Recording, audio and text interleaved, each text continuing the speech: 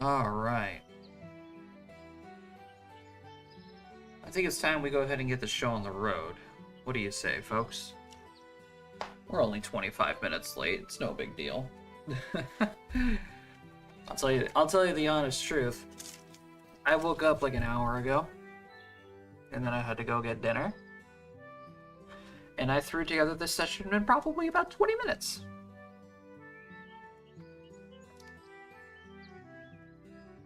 So we're gonna see how my sleep-deprived ass is gonna be able to handle this. Oh my god.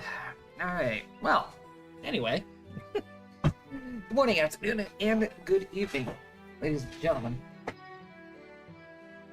Welcome back to the regional Luavara.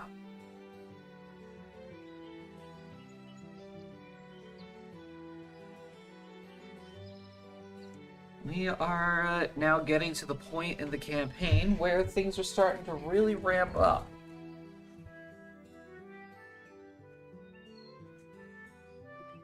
Speaking of, let me get my notes. Those are not my notes.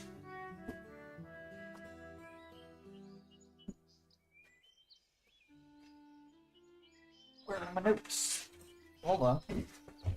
We're not ready. Oh, here they are. Can't find anything in this damn bar.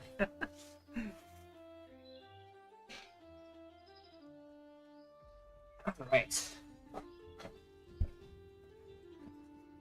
So, once again, those of you who are watching the live stream, once the session does begin, I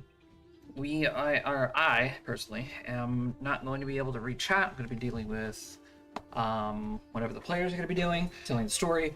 So if I don't read your message or I don't get your sub, I'm sorry. I'll thank subs and everything at the end of the session. So let's get into some things because we got a lot to cover today.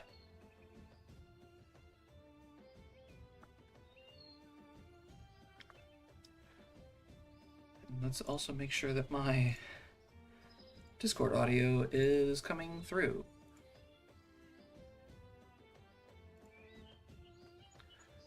Hannah, if you're still in the chat, can you let me know if you can hear everyone once they start talking? Hi, Zeus.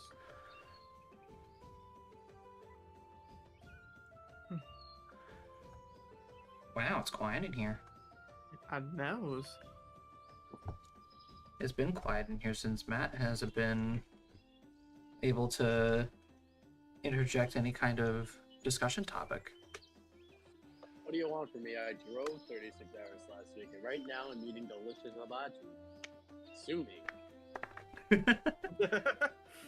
I love it how he's playing D&D from the hibachi restaurant. I know, right? It's so funny.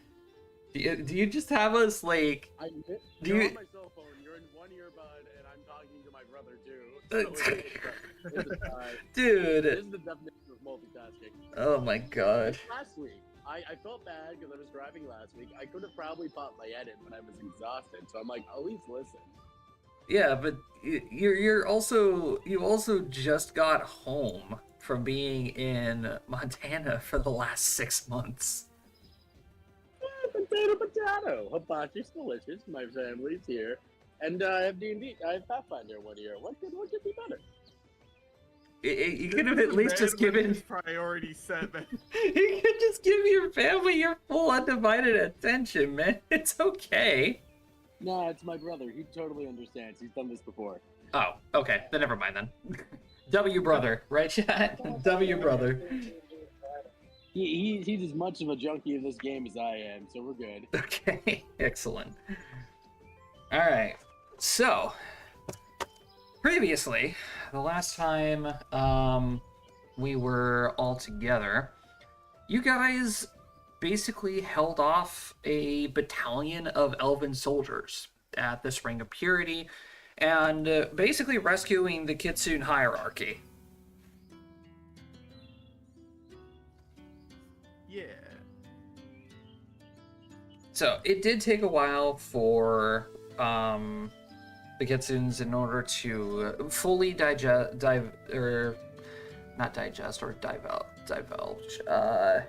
Words. My brain is still booting back up.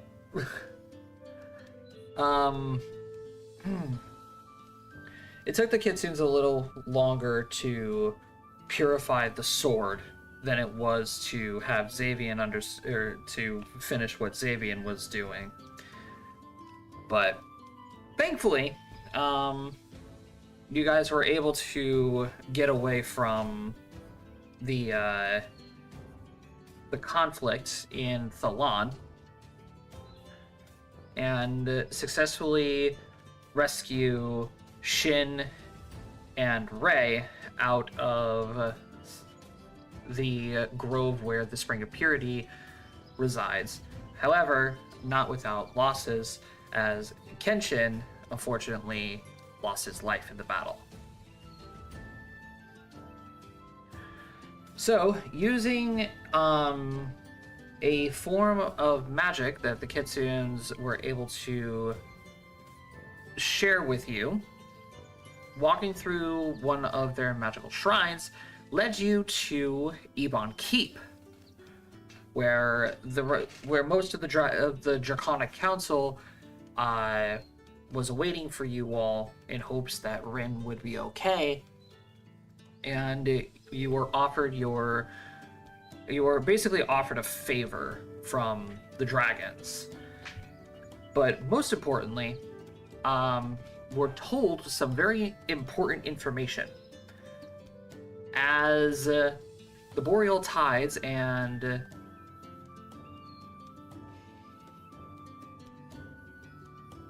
okay, thank you, Twitch, for interrupting me. As the Boreal Tides and Elendor are about to go to war, I believe you guys spoke to who did you speak to last week? Ayla, right? Yep. Ayla, the chief's wife, basically told you guys that it would be best if you don't come to the Boreal Tides, as most of the people who are in charge of the Boreal Tides are currently gearing up for war.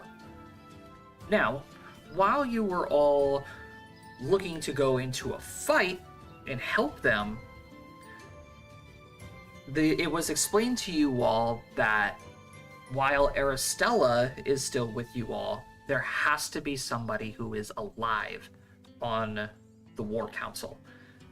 And that way, Aristella can survive in case of if the worst were to happen, due to her father being part of the group that signed the Declaration of Independence of the Boreal Tides, betraying his kingdom.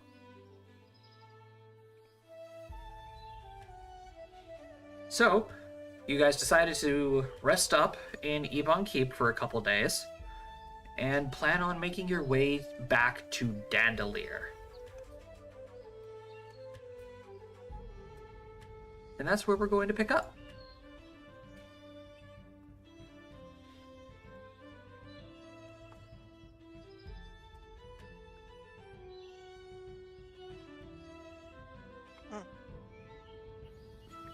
So, you guys are going to be here in Ebon Keep for a while. At least 2 or 3 days.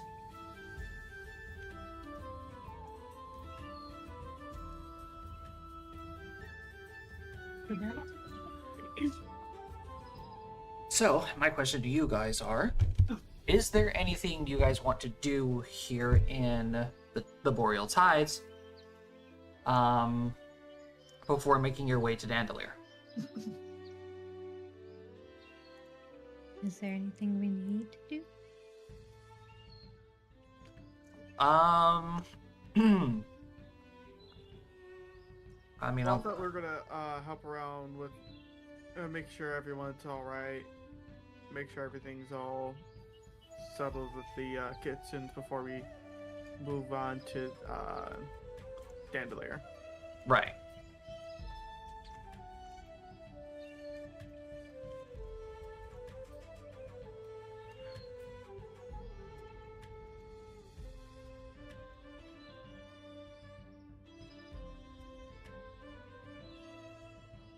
So, I mean, during the initial day that the Kitsunes and you guys arrive at Yvonne Keep, the dragons are already fully aware of what was going on.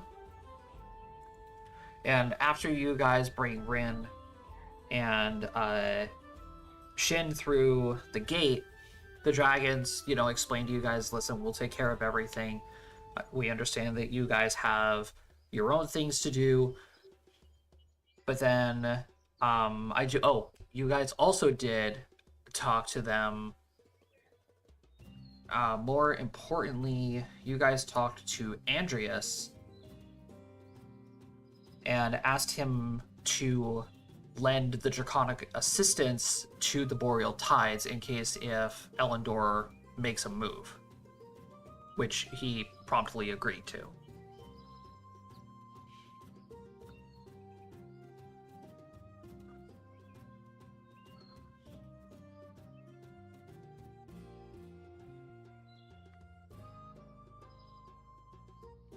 So, in terms of making sure that the Kitsunes are fine, the dragons have everything handled. They're immediately set up in, different medical wards, and obviously, dragons are very well known for having very powerful magic, and of course, they're going to have healers.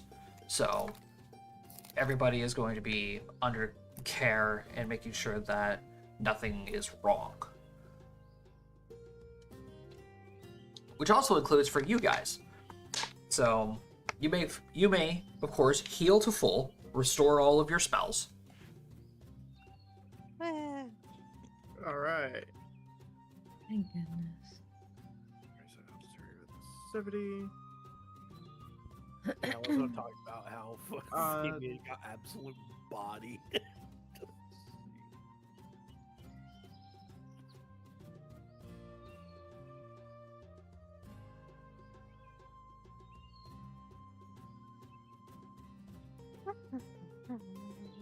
So you have pretty much the entire Draconic Council and the Kitsunes available. Oh, why are they calling me? No. No. Tell them no. Tell them too bad. Tell them womp womp.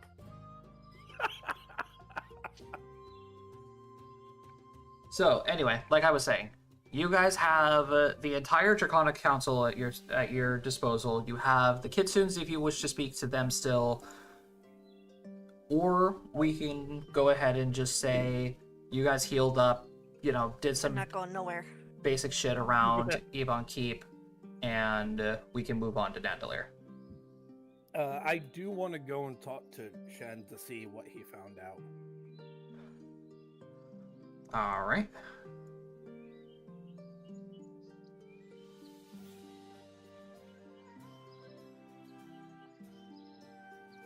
Considering that right whenever he got done, I immediately jumped into the fight.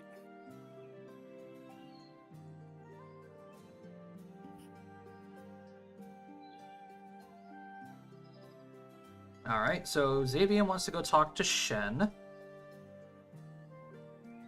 Anybody else want to go speak to anybody? Have we figured out how Alice would fix King of Silence? And do we think the dragons may know that answer? Because I mean, it's possible they know the answer. They've been around long. Yeah, I mean, it's just an inconsequential thought, though. I mean, if you could ask, Yeah. they might have an idea. It's either through, stepdaughter who's hiding in the winter marshes, or Alistair is a love child of some people who got left in the streets. Well, let's go ask the dragons.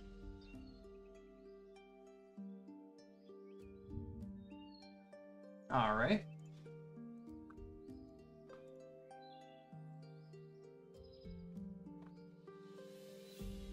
Anyone else? I don't think so. I suppose I'll talk to Silky and find out what Silky realized from her, see how she feels after the stuff.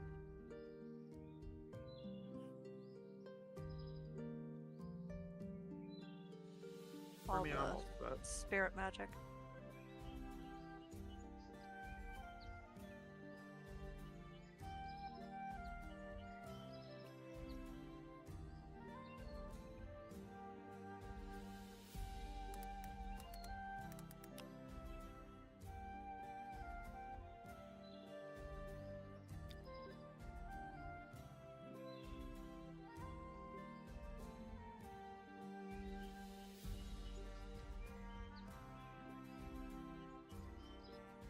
All right, if you give me just 1 minute, I have to go through my token folder.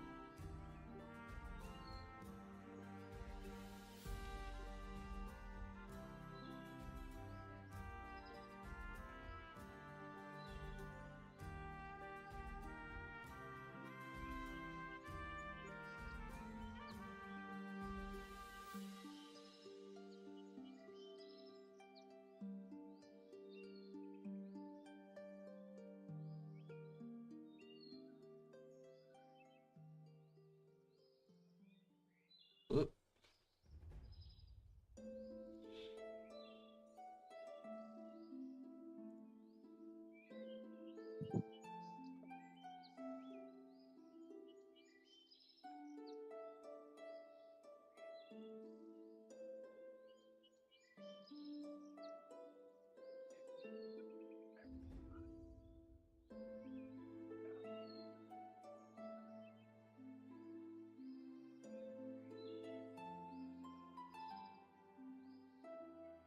All right, let's start with Alistair, actually, because that way I can introduce this character. Oh boy.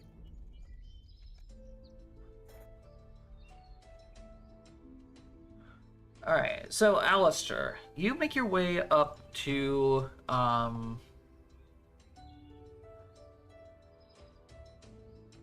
Actually, which dragon do you go see about this? The oldest looking one I can find. That's kind of deceptive there. I'm well aware Alistair would probably be like asking around, trying to figure out, hey, who do you think knows about this? Because let's be honest, Alistair's perceptive. He ain't smart.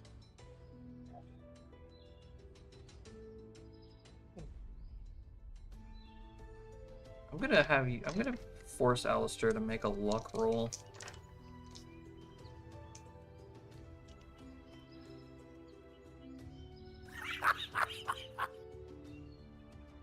Never mind. Oh boy. that's on par for today. Alright, so Alistair, as you are walking around the city, just asking around a bunch of people, like, you know, hey, I'm looking to see something, I'm looking for someone who would be able to explain to me, like, how this is possible.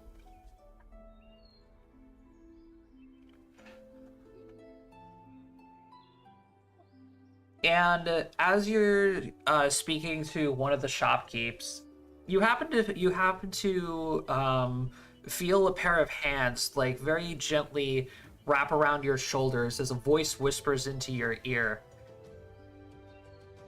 and it ends up saying, "If you're looking for something, I know where I can take you." That touch. As you are met with Villa. Oh. The sultry black and white dragon lady. According to my role, I trust this woman implicitly. and she will eat your heart out of her hand. Looks like she'll eat heart out. I have no reason to doubt what she says is true, so. Alright. I know she knows more than I do. I guess, please. Yes, please. Sorry. All right. So, Villa would look at you and say, "And what, pray tell, are you specifically looking for? Something of your past, your future, maybe?" Past. It's definitely past.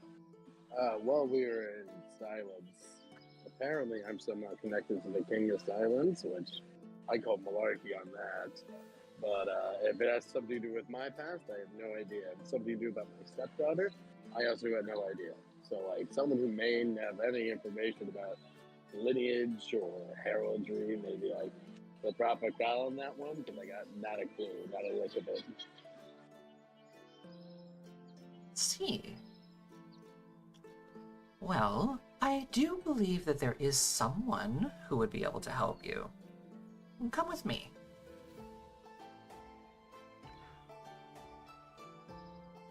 She'll lead you down the main street of Ebon Keep, turning off into one of the streets, and into a small home that is, like, from the front of it, it kind of looks like it belongs to an herbalist, full of different potted plants and flowers and such. Until you walk in, and with Villa guiding you in, it comes to your attention that it's not an herbalist that lives here. Apparently, the person who lives here is just a big fan of plants. Because as you enter this room, I don't know, is Alistair familiar with occultism? I don't think he truthfully, he probably, knows it exists. But in reality, he's very much they're doing occult shit. Okay, whatever, I don't care. It's just, Don't bother me. He walks in and he's like, this is a magic place. Got it. Yeah, they got chicken bones. That means they tell your fortune or something like that. I don't know. Alright, so Villa guides you to the center of the room where there's this large circular table, a couple of cushions and such. She motions for you to sit down and says, "I'll be right back."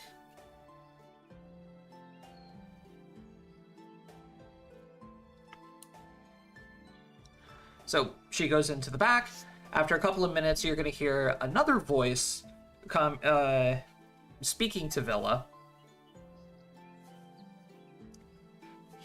And after a while, a new face is going to come out.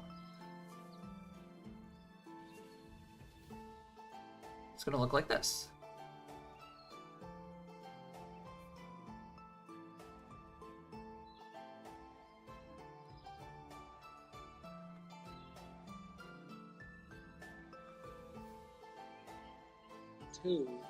I Oh ate my. a clementine and a bag of chips before the show. A small bag of chips.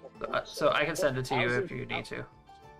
I saw the photo. I popped in real funny. It's the white dragon, right? Yeah. Alright, I was just gonna look at her, look at Villa, look at her, look at Villa. Alright, why do I feel like this is the start of a really bad joke? Alistair, this is Edith. She is our seer, per se. Any questions that you have in regarding to something of the past or future, she would be able to assist you. I've arranged a deal with her, so you won't have to worry about paying. Ah, cool. Thanks, Villa. Pleasure to meet you. I was just gonna send his hand in the normal, stupid fashion he does with everyone he meets. Just go, hey, pleasure to meet you, Alistair Silent Step at your service. She's gonna gently take your hand and shake it as well, and she says, "I am Edith, the seer. I understand that you have a question in regards to your lineage, correct?" Yeah, kind of, sort of. So I assume you know the group of individuals, the group of nitwits I'm associated with, right? Villa explained a small portion of it. That's probably the only amount of information you need then in that case, because yeah, the less you know, probably the better. Long and short of it is we ran into an individual who a bit ago was just like, yeah, you're all connected to the King of Silence. And I was like, huh? You're lying. I'm some random fucking orphan.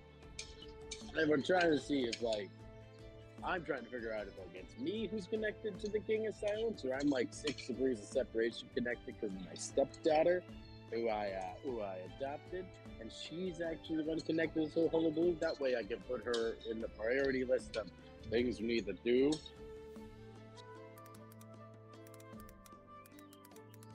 See.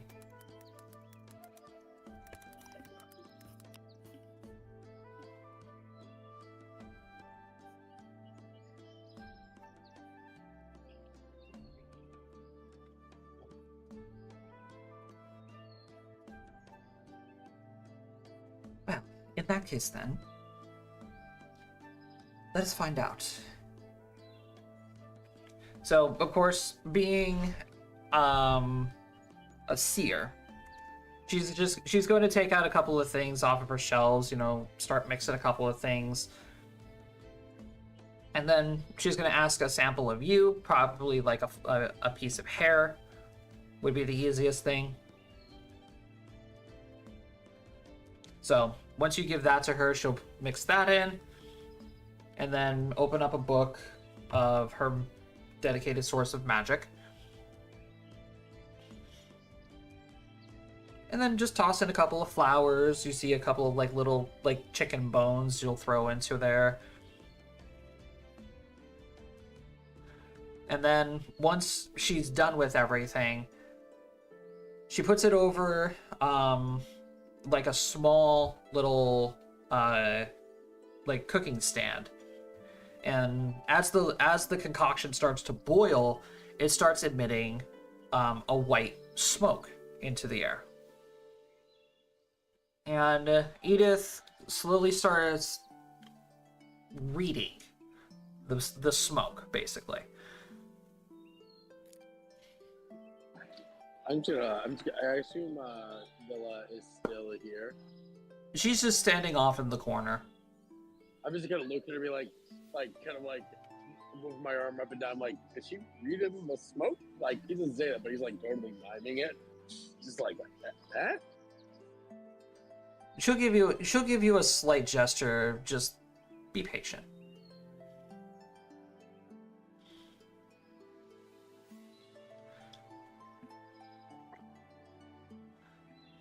So after a while of Edith just staring up at the ceiling, watching the smoke trails come out of this boiling concoction on the table, it smells fucking horrible, by the way. It is god awful. It's okay. I've been Well, thank goodness it's not Silky there. Yeah. Pretty sure Silky would have lost her last like 10 days of meals. But not only that, Alistar has his also wonderful scent-filled mask. There's a pocket for potpourri, bitches. Pocket of Febreze. Febreze. It's not until like maybe 20-25 minutes of her just staring at the smoke for a while, and she just looks confused. Yeah, listen, I get it. My life doesn't make much sense even to me, so I can't say I'm shocked by that one. It's not so much as your life is confusing. From what this is telling me is you've definitely had a rough life, and I'm terribly sorry to hear that. But your, at least in your lineage, has no connection whatsoever to the king.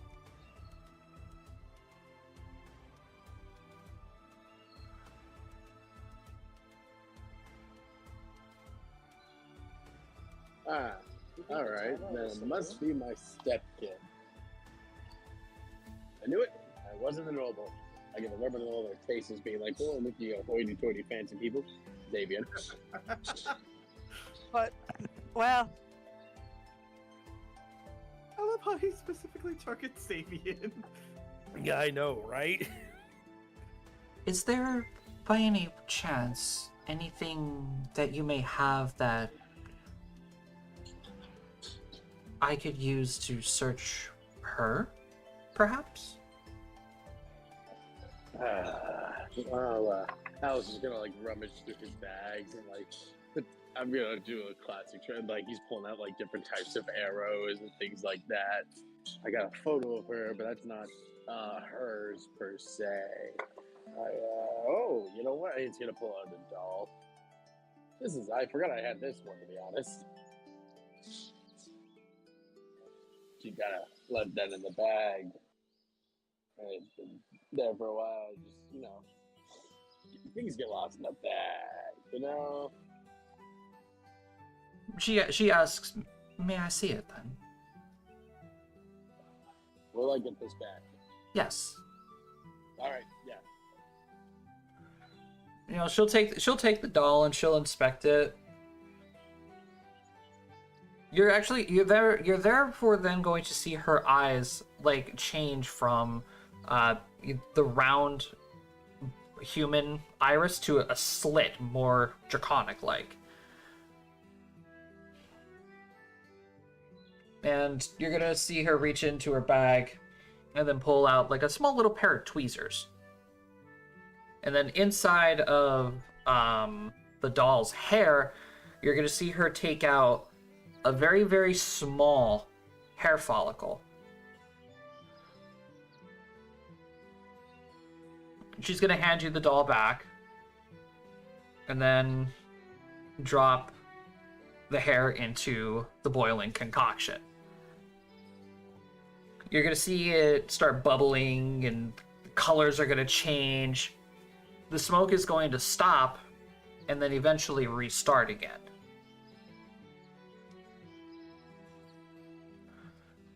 And supposed to do that? Like, I didn't know you could turn off a smoke plume.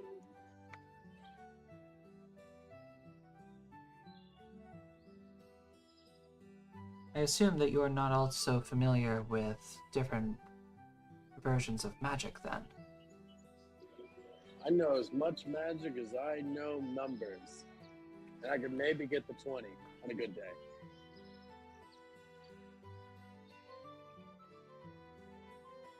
Wait, what? That's a lie. That's a lie. I'm actually really good at that. Besides the point, it was a joke. No, I don't know. I don't know anything about magic. All I know is it does weird things, like you use it to make things explode. That's all I got. Well, there is a form of magic that is called occultism.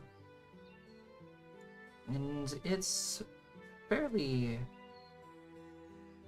you could say, few and far between. There's not a lot of people who actually study occultism here in Luavara.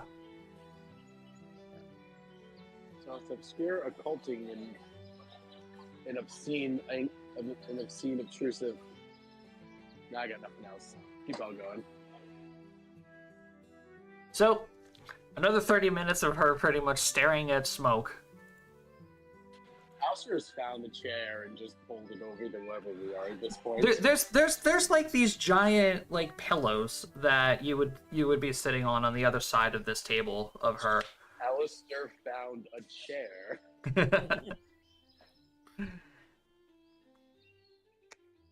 Villa at this point is just like searching through the cabinets looking for just eating random things. She eats all the reagents. Until You're out of cheese. Edith finally comes back to her senses again, and it says, "Oh, interesting."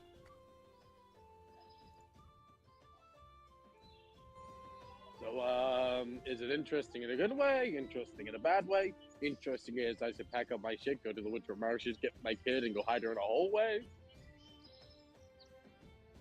I don't think you can hide her. Well, it's not so much that you would need to immediately run to her aid.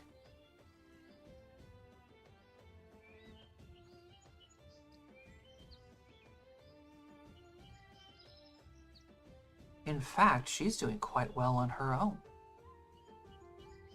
Oh god, Papa's proud. I taught her all those skills. Now watch. I'm waiting for the fucking turnaround. The fucking twist. And she hates your guts. She was abducted. I don't know what else I could have done. Thank you very much, fuckers. She still hates your guts. There's black magic. Da-da-da. Don't make me be Trigon in Teen Titans Go. I'm just a doting father. I can feel But he wasn't really. I can feel that she is aware of you searching for her. And she misses you dearly. But she has a sense of duty to fulfill.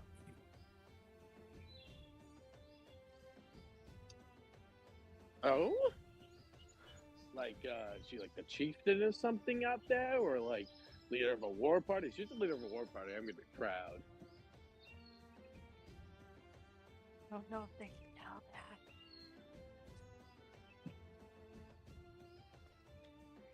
I can't unfortunately know exactly why, but her feeling of duty outweighs her sense to find you. She I mean- got put in the back burner. Fair enough. Responsibilities come first. That's that's a bad habit of mine. Get the job done before anything else. Besides the point, back on topic. Is she related to the King of Silence in any way? Not related.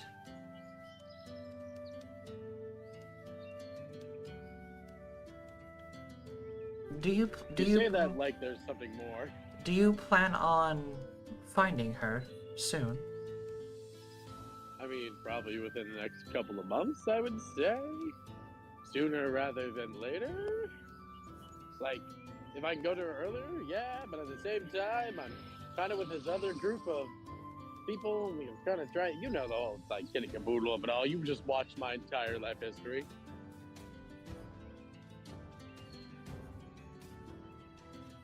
Well, in that case then, the first rule of occultism, and she starts like packing up all of her things, is that you cannot mess with fate.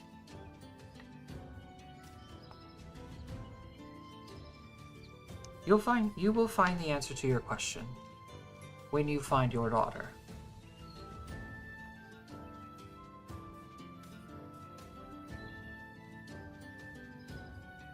Well, that was a waste of time. But like, what if this whole fate thing? It was rated for you to tell me yada, and then we go off and do a thing, huh? Yeah, what do you know?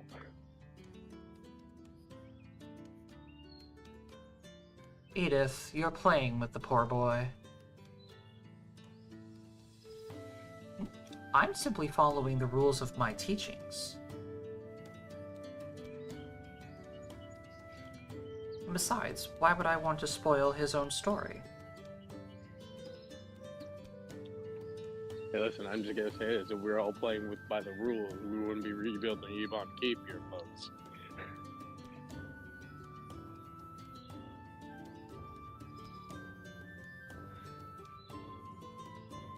You know, Villa is just gonna give Edith a side eye, and she's just sighs, rolls her eyes, and says, "While there is no physical connection between you, your daughter, and the king, there is a connection." Thank you. That's all the information I was looking for. I appreciate it. It's simply just not as grand as you would think. Honestly, the less grand, the better. I don't want to be any. Honestly, the fact I'm involved in that motherfucker is enough for me, apparently.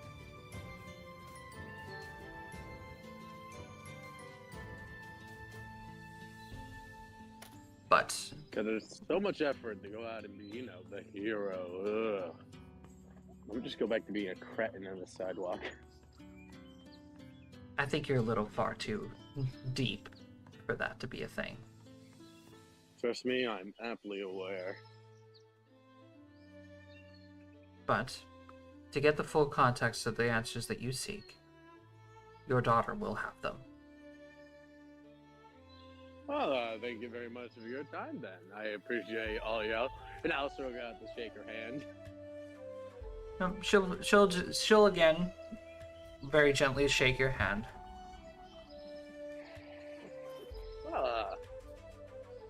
Hope you have a lovely day.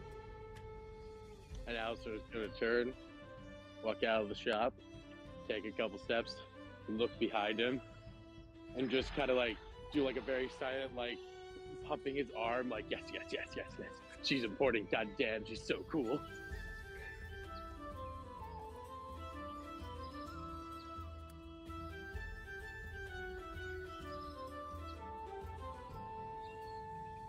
All right. Xavier, Yep. you are on your way to go talk to Shin. Yep. So, Shin, you actually end up finding him just wandering around Ebon Keep. You just, by happenstance, come across him walking around.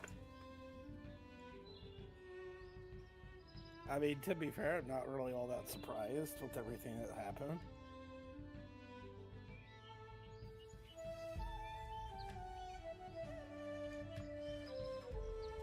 But, no, I look at him and walk up, how you doing, man?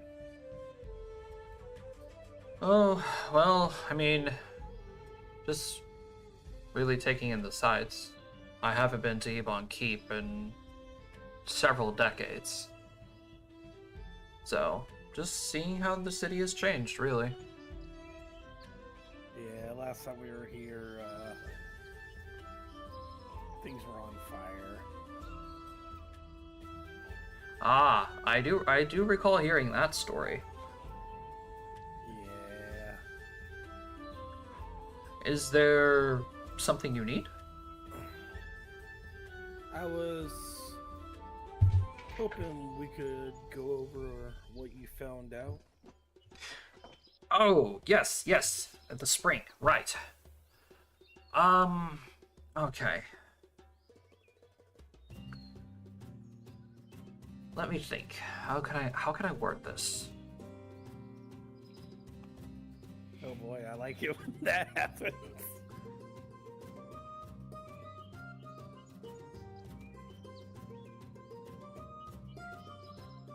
Okay.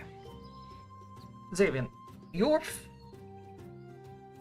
one of your parents is a demon, correct?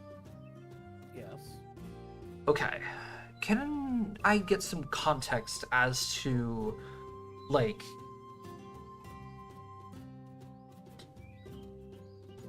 you know what? I'm just gonna drop the formalities. How?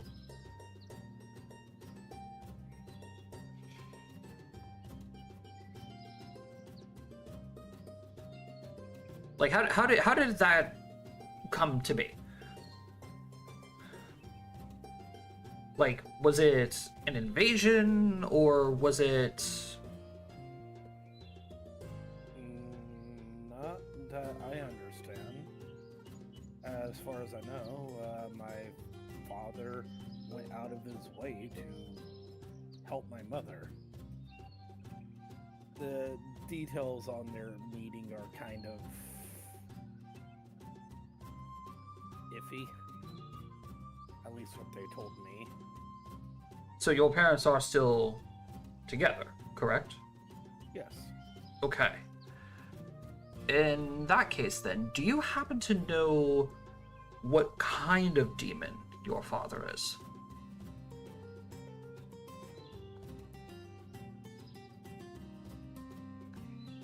I cannot say. I've never. Yeah, I've never tried. He seemed to like he was trying to forget that part, shall I say.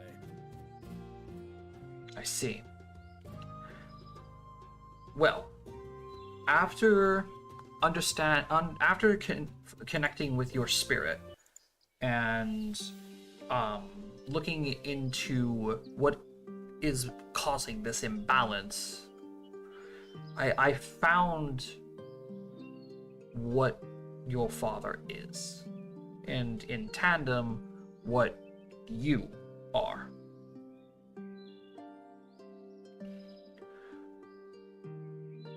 Your father was a pit demon, meaning he was specifically bred for war.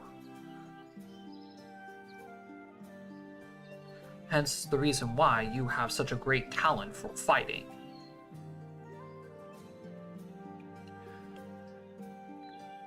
How your mother managed to domesticate a pit-born demon is completely beyond me, and I would be far more scared of her than anything else. You didn't tell him who your mommy was, did you? Nope. So, by that standard, I started looking into the part of your soul that resides from your father, from the pit demon side. And there was at least a part of your spirit that was imbalanced. It was crying for violence, for blood. And it wasn't satisfied with the entire concept of tagging along with your friends, helping the world as you have been. It took me quite some time, but I have managed to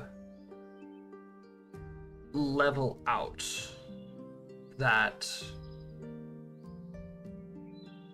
part of your soul.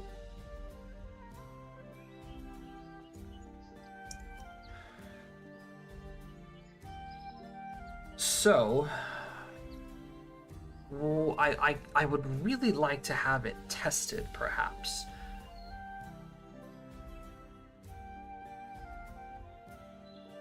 How well are you able to control your outbursts, your rages? I've spent my entire life trying to conceal it. But there are times that you can't. Typically when those that are really close to me are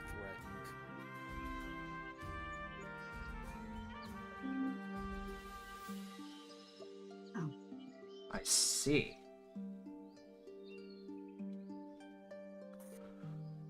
Well, Though lately it seems I wish I could release it a little more often.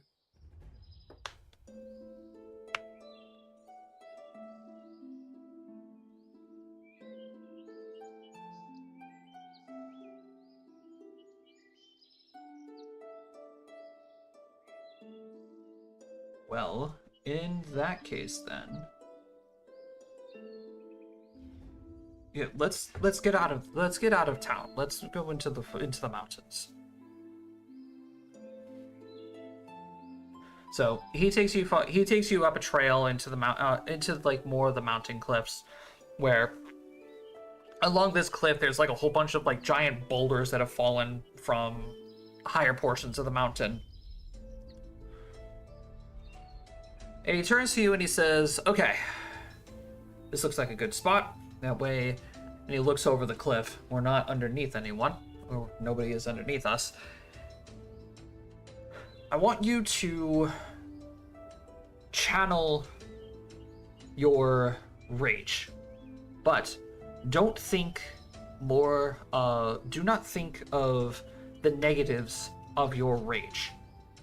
Do not see it as a hindrance to your life. Your rage is a gift. It is a power that lies deep within your soul. And it is a power that can be used for the greater good, for your intentions, not the pit-born side of your soul. Think of something that you specifically fight for, and think of positive things about what you are fighting for.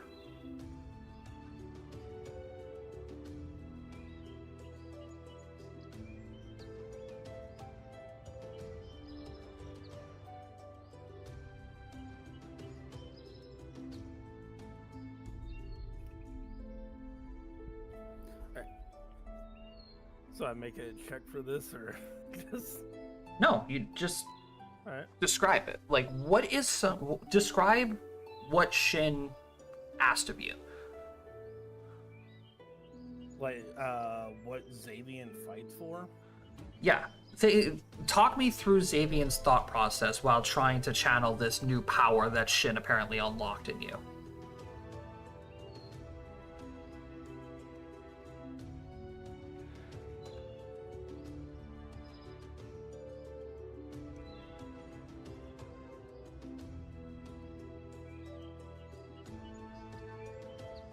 Alright, so pretty much, Xavian has always had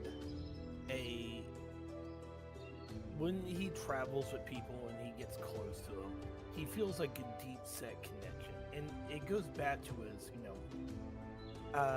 childhood back with his original village, the one that Sven destroyed. They were small village, but everyone knew everyone. It was a close little knit community. That being said, your life is in everyone else's hands when you're out in the desert hunting. Only by working together. And so he feels a close kinship to those he travels with and wants to do his best to protect them.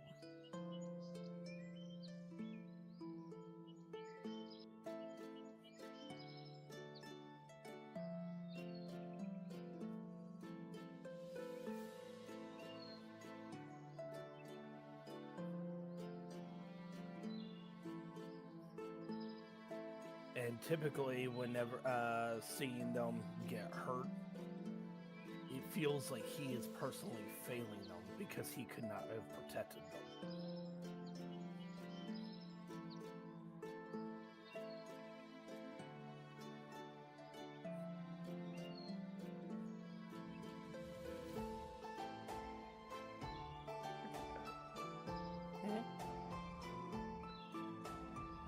Don't worry about it.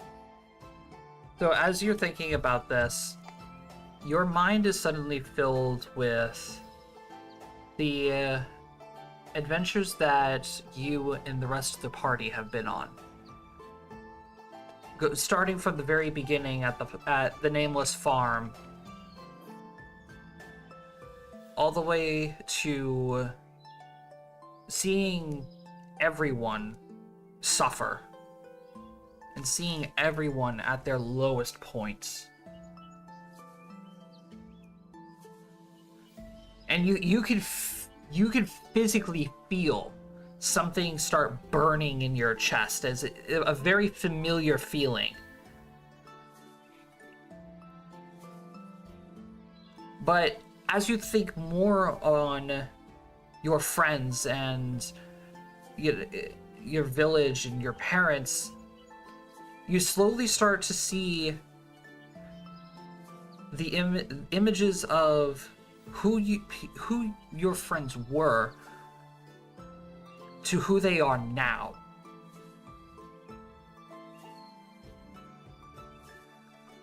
And you see the accomplishments that you and the rest of the Nameless have been able to achieve. All the people that you saved, all the smiling faces of families and soldiers alike, knowing that there was somebody there to protect them. And there were people who were willing to lay their lives down in pursuit of the truth. Your mind flashes with images of, your nights talking and drinking with Alistair and Vare. The comedic jokes and the fun times that you had with Ragnir. Martial arts training with 8, studying and reading with Aristella, and teaching Silky how to properly wield a sword. The burning sensation in your chest slowly starts to die down.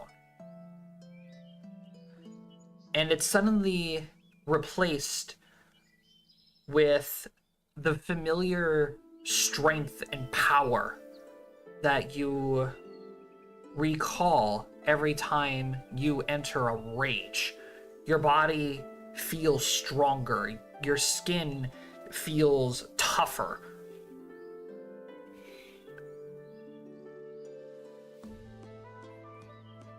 And you hear Shin say, "There it is." And as you open your eyes, Shin hands you a mirror. And, you take the mirror and you look at it, and you notice that your horns that once were just shadows that appeared on your head during those rare times in your rage appear more solid.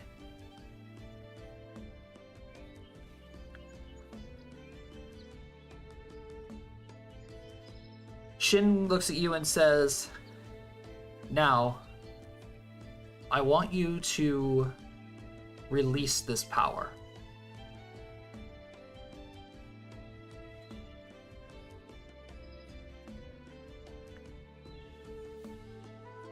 And you proceed to close your eyes, take a few breaths, and you feel the strength leave your body. But the difference now between when you were in a fight and with this new way of looking at your powers, you no longer feel fatigued.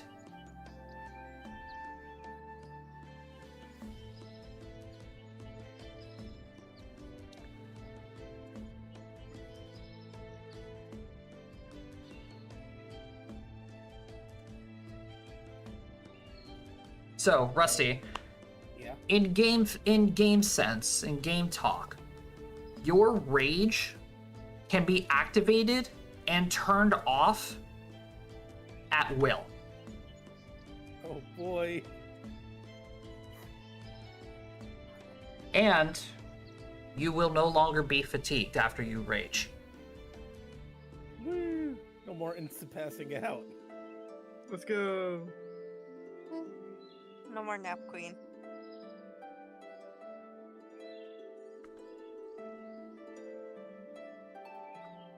Yeah, I think after this here, I'll take a couple of deep breaths, open my eyes, and look at Shen. It's like,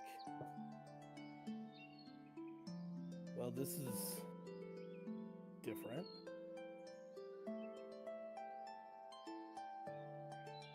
Your pit-born side couldn't understand the impact that you and your friends have made on this world. Having that side of your soul see what you have accomplished has eased itself.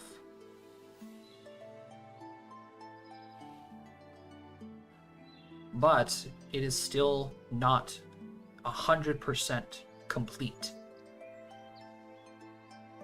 There is an empty part of your soul that still longs to be repaired.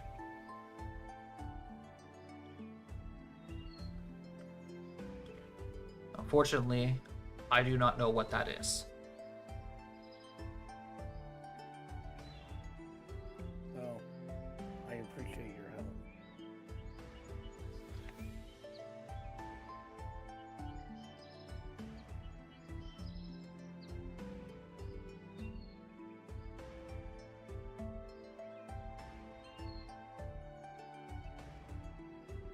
I have fought with this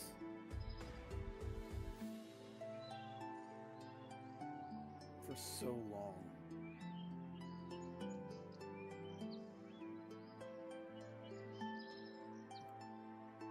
Trying to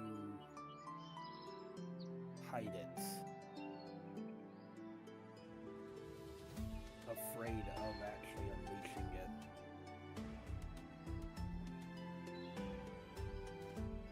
And your spirit cried that.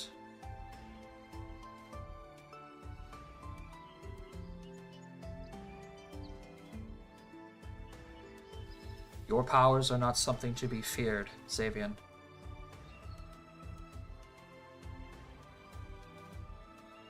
They are capable of doing a great good.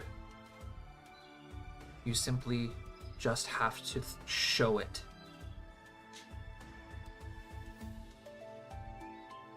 It will take some time for you to get used to this new power. I just simply wish Rin and I could have done more.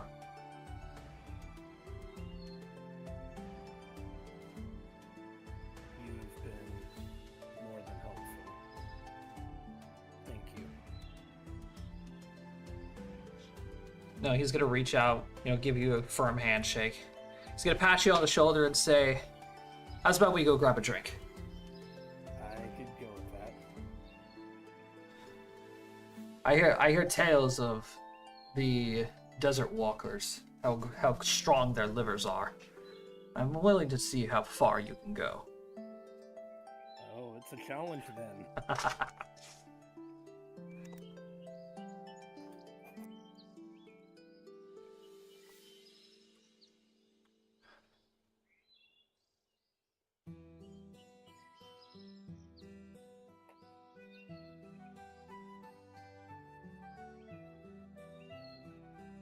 Okay.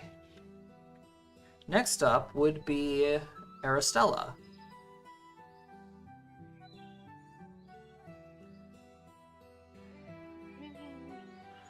Aristella, you make your way mostly up to the inn where you guys are staying here in Ebon Keep, because you definitely know that Silky is probably in her room reading something.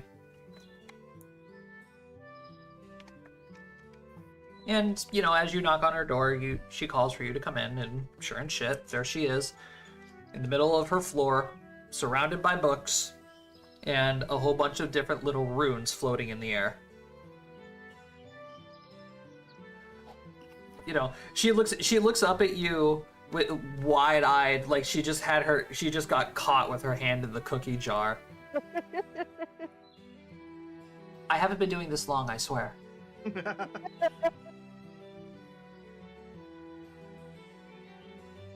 Estelle just shakes her head.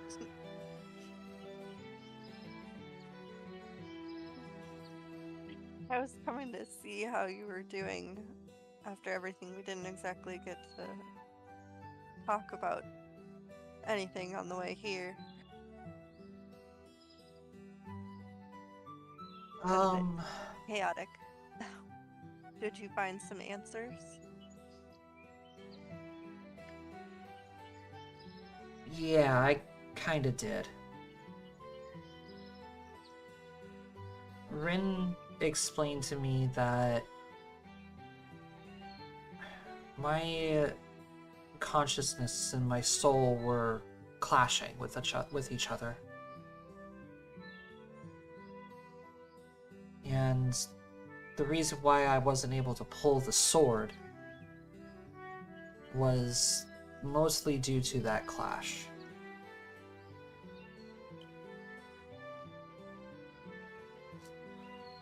As we thought, you were conflicted. Just a little bit deeper of a confliction than we thought. Yes. Oh, I'm not looking here. Correct.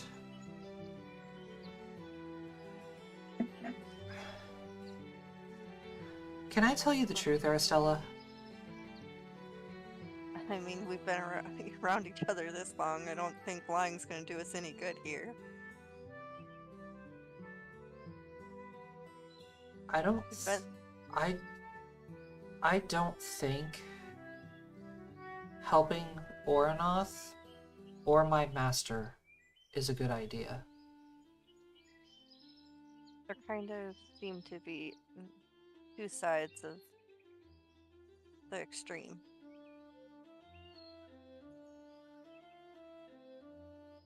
You're your own person, and we kind of all got swept up in, what we thought was the right thing to do, but who's to say whether it was or wasn't?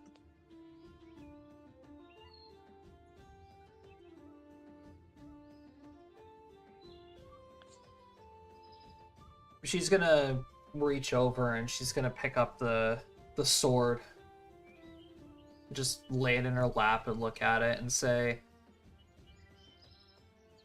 I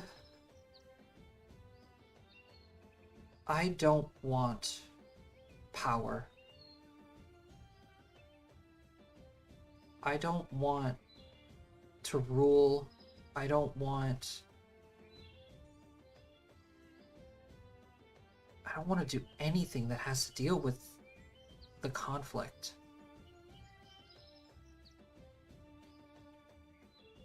Seeing how the world is, seeing how different parts of Luavara being so divided, the kingdoms are fighting, innocent people are dying, and the Underdark is suffering.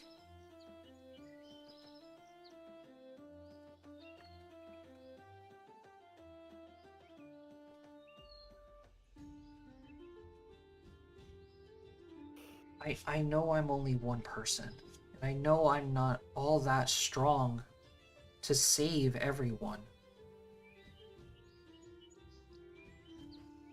But siding with either Oranoth or my master, it just doesn't seem right.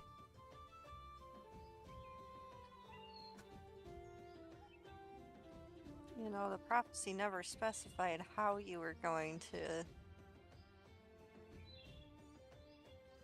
help Luavara. It leaves a lot up for interpretation. And you're not in this alone, Silky. We're a group. You didn't abandon us even when your master said that you should. So we've been through too much to just leave you on your own.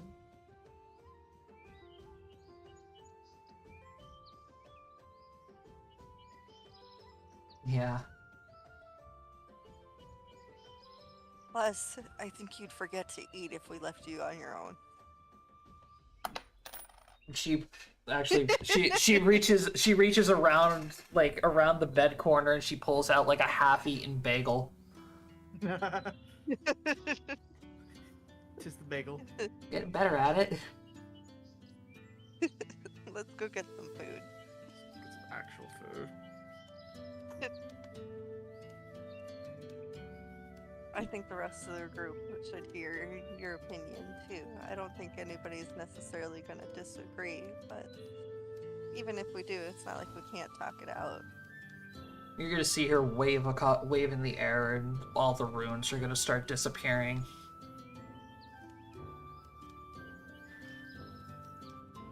And she's just gonna look at you one more time and say, If it were to come down to it, Aristella, if I wasn't any part of the equation, who would you go with? Hard to say. They both have their valid points, but I feel like some of how they went about things is not quite the right way to go about it. They seem to be so caught up in the past that they don't see the future and the present. They just are overlapping an image of the past. Like they're so afraid for the past to repeat itself that they don't live in the present.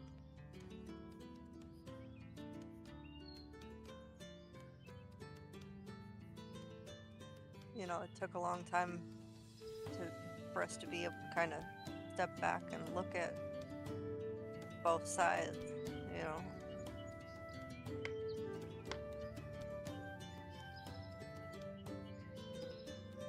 Were we in the wrong? Not necessarily, but we weren't necessarily in the right with our actions either.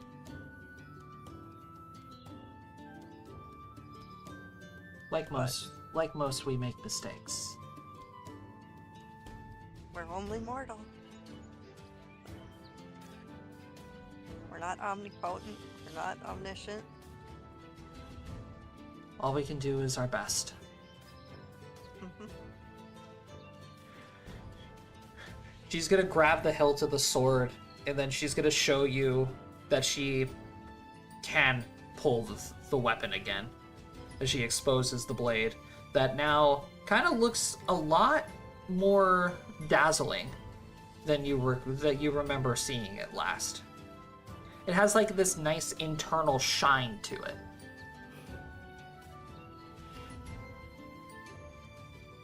I see it's recovered more. We only got a few more places to go. Indeed.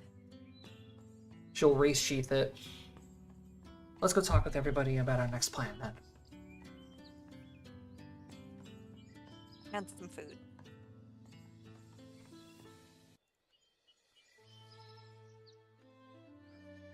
So, the six of you will eventually get in contact with each other and meet up for dinner.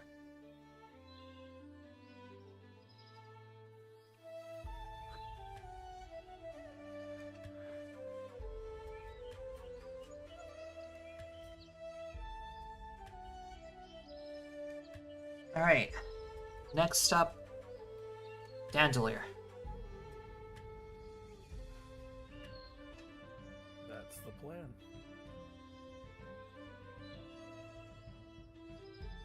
So, I was talking with Aracella, and I wanted to get all of your opinions as well. We've been traveling together for a very long time now.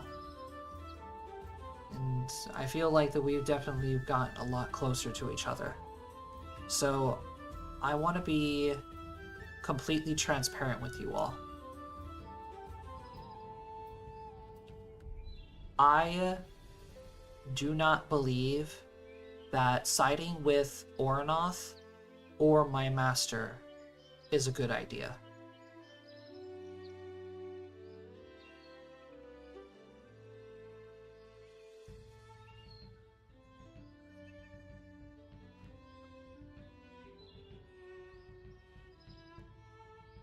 Don't get me wrong, we are a part of this. We have a lot of people who rely on us and who look up to us.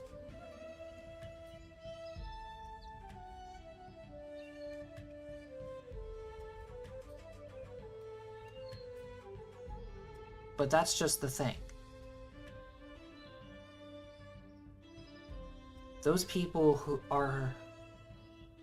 we are fighting for.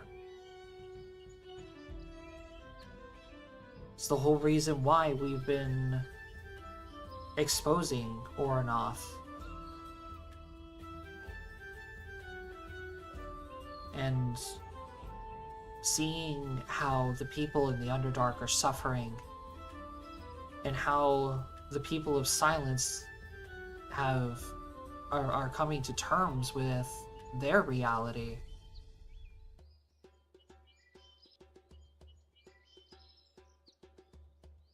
I don't feel like neither of them should be making decisions for these people.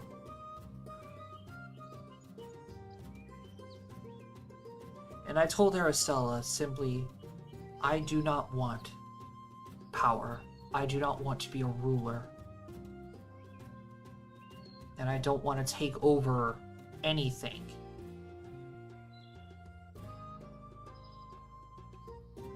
I simply just want to help. And if that's going up against Oranoth or going up against my master, then so be it.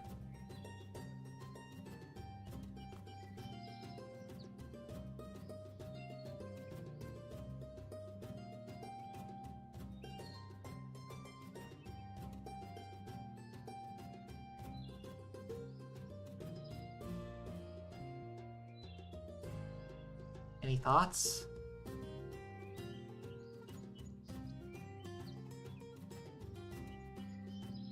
What?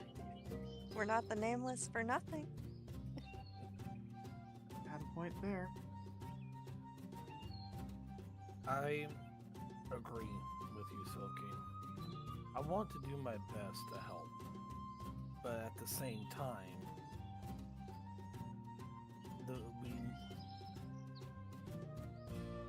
we gotta. How we went about Silence, I do not regret it, but I also feel like we could have went about that differently.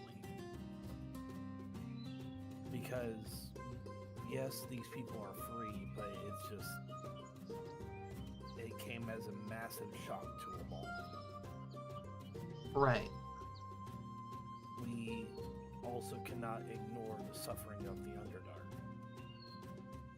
War is about to be breaking out between the Boreal Tides and Elendor, and for all we know, Dandulir might already be in a civil war.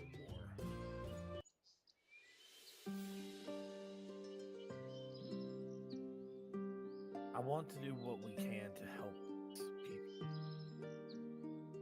but I agree we need to take a step back and look at what's going on.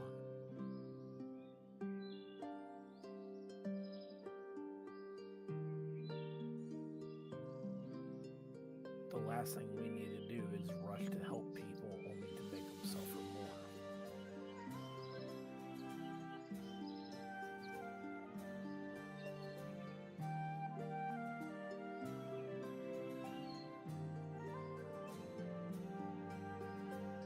I'm not the most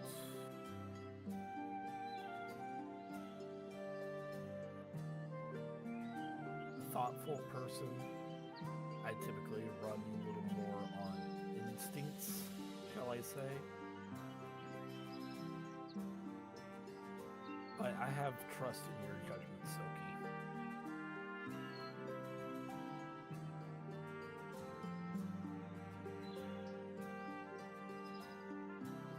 And I've already stated that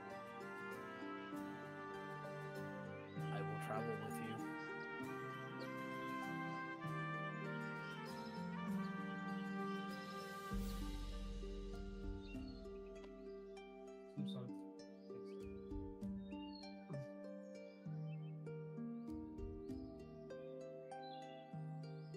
Anyone else?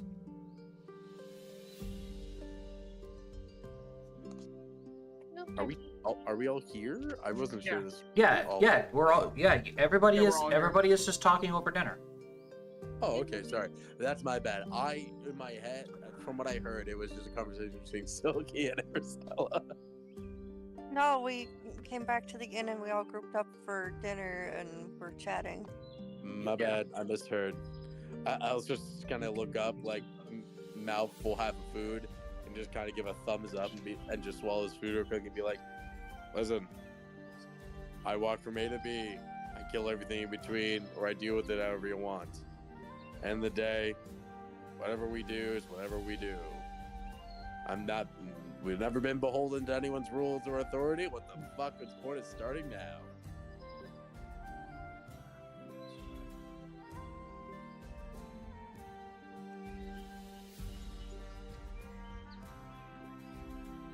All right, 8. Do you guys have anything to say?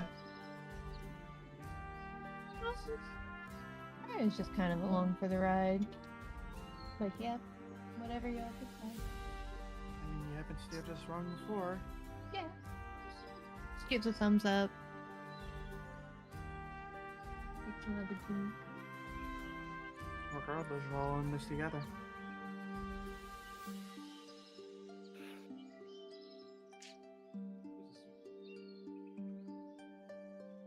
All right. In that case, then,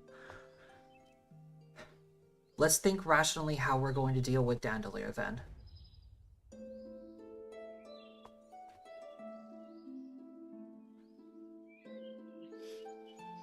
Step 1, we need to get a hold of both sides. We need to know what's going on.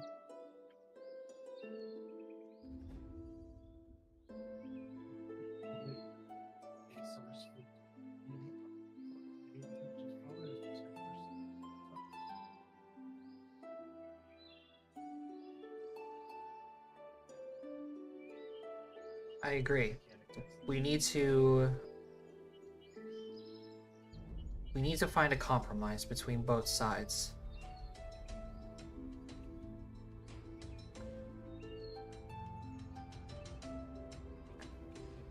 But after we're done there, we have to get to the forge.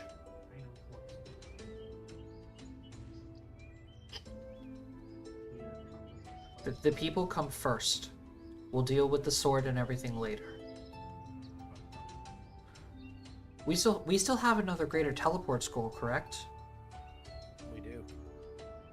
Okay. And our plan is to go back into Ragnar's parents' house, right? Correct. Yes.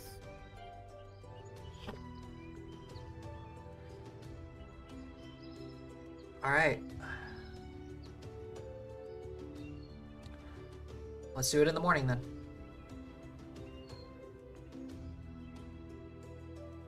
We'll get a good look at what the city is going through right before we make any decisions.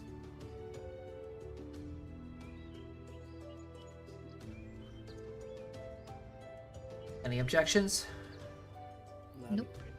No objections. Alright, let's make sure that we have enough gear, because don't want another situation like we had in Silence. I think think we handled that pretty well.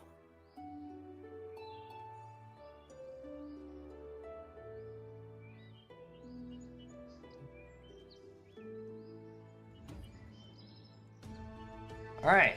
So, before you guys go to Dandulir, do you need to purchase anything? Potions. I was about to Potions. say potions, baby. Xavier's been making them, but he's also been giving them out to the people that really need them.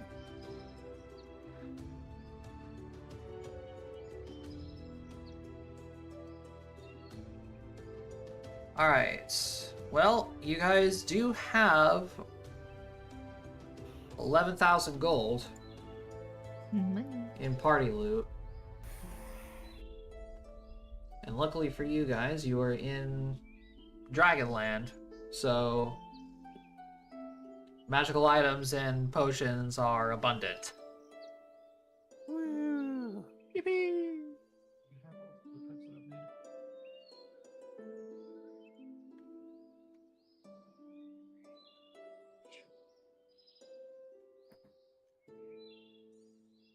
So, who is going to take the responsibility of buying the potions?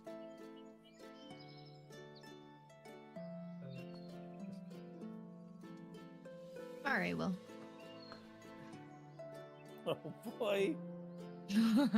Yeah. To be fair, probably the best person for that. All right. Xavier's not really good at talking to people. Anyone coming with me? Spooky, there's the potion list of all the ones that you can buy. Thank you, thank you. And Xavier will come with. yeah, and of course, you know, Dragonland, they're all available. All of them? Most of them. Just let me know what you're buying.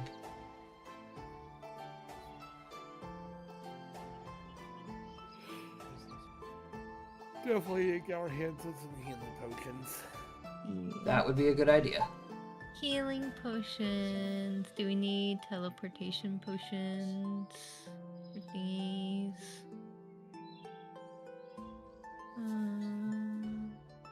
Cure serious wounds. A good one to invest in.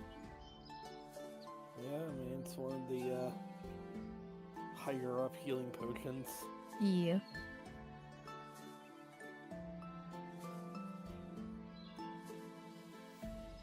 What's the difference between a potion and an oil?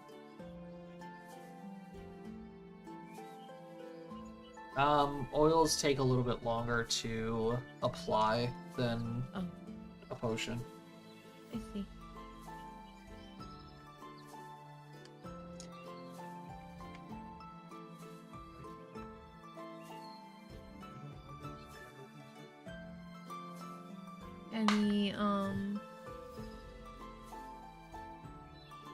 Any suggestions besides healing? That's what we normally use them for, but I mean, getting one or two potions of fly may be good. see that? Hmm? Said I could see that. Yeah. Never know when you might need that, you know. Oh, potion of I'm just going when people need me. Oh, I can't do it. Fuck. that.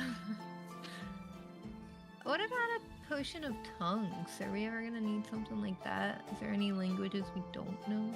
I'm pretty sure Silky and Aristella have comprehend. Oh, they have that that thing. Yeah, I know Silky has a rune for it. Aristella's got the spell. Yes, tongues, not really. Hmm. But that's Grace. Cool. New dex builders.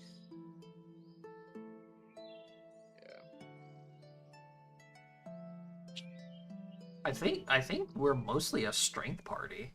Yeah, we Really? are.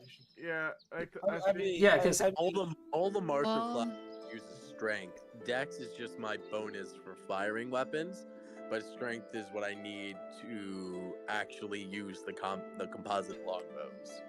What about potion of flame arrow? Silky has runes that she uses to enchant Alistair's arrows and stuff. Okay. But I mean, if you look at like a couple potions of bull strength, wouldn't be. It'd be good. Yeah. Yeah. I know for me, Cat's Grace would help because I am a Dex based. Okay. So, that's good. Make sure it's not an oil. No, it's a potion. Okay.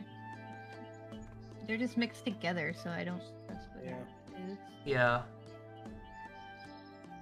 All right. What we getting? I know we're getting Cat's Grace, full strength. How much money do we have? 11,600, I think. Okay. Yeah, we could buy a few potions. We can buy a few.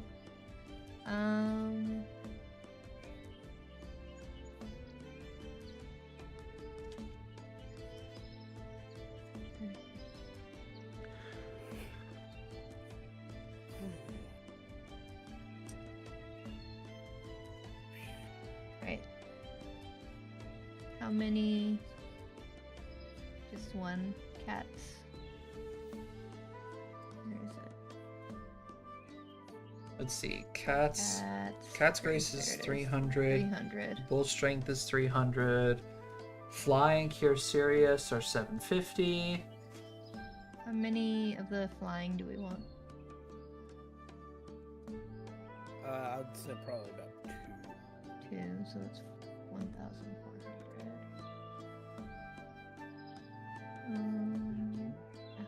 The healing. I feel like it. I would feel like it would be a good idea to have everybody have at least one of those. Oh, the healing? Cure serious wounds? Yeah. How many is in our party? 6. 6. Oh, that's a lot of money. Okay. It's 4,500. Yeah. So plus the fly potions is going to be 6,000. Then... And what do you say? 2 Cat's Grace and 2 Bull Strengths? Yeah, let's do that. That's good. So in total, that'll be 7,200. Not too bad. Not too bad. Anybody? Oh, you know what? Do we need dark vision? Should we get a couple dark vision potions? Are we ever going back under? I'm pretty sure. I got goggles. Yeah, pretty sure a lot of yeah, I'm pretty sure like almost all of us have dark vision. I don't. Rip. Don't make fun of me. I got low light.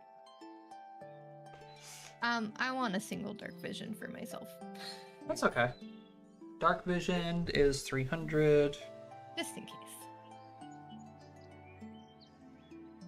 Okay, total comes to 7,500. Are we happy with that? Works for me. Okay. Do you want... Is there any way I can haggle that down? I was about to say, do you want to try and haggle a dragon? Yeah. Yeah, I'd like to try and haggle that. Alrighty, go ahead and make me... Wait, where's my... I should just close.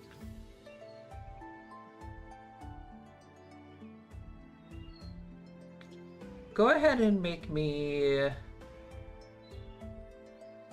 a bluff roll. A bluff roll? Okay. Yeah. Dragons do have a high sense motive, so this will be a pretty balanced check.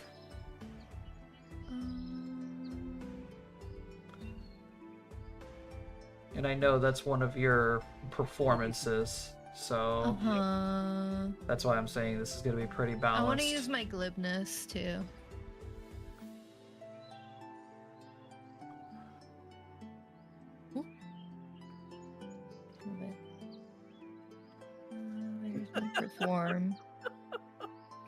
There we go. Why is it double beeping? She rolled that on a 3, FYI. Yep.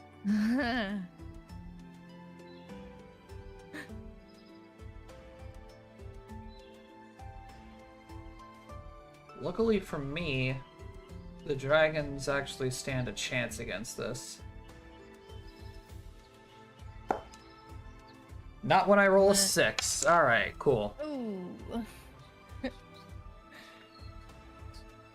So, we can go ahead and say that you would haggle him down 500 gold. 500's not bad. I'll take that. That's a free potion.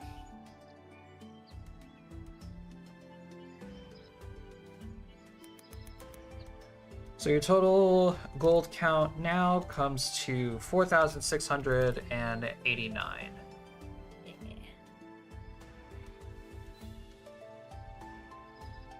So everybody can go ahead and add a Cure Serious potion, which is 2d8, and this is going to be at +4.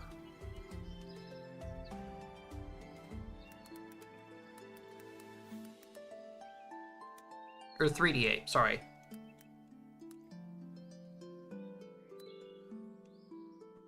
You said 3d8 plus 4?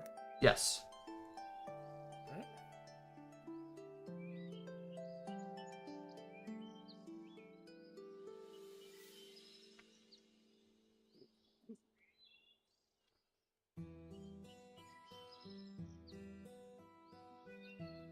Alright, so that takes care of those. Who wants the fly potions?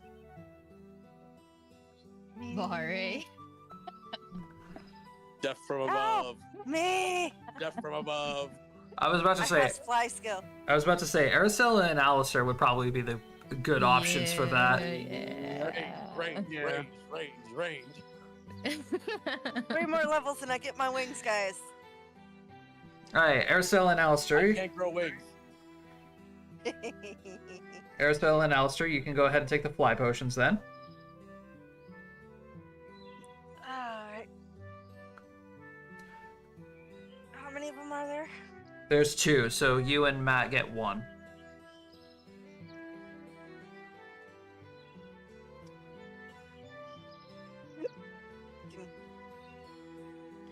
Alright, bull strength, that's a pretty obvious. That's obvious who that's going to.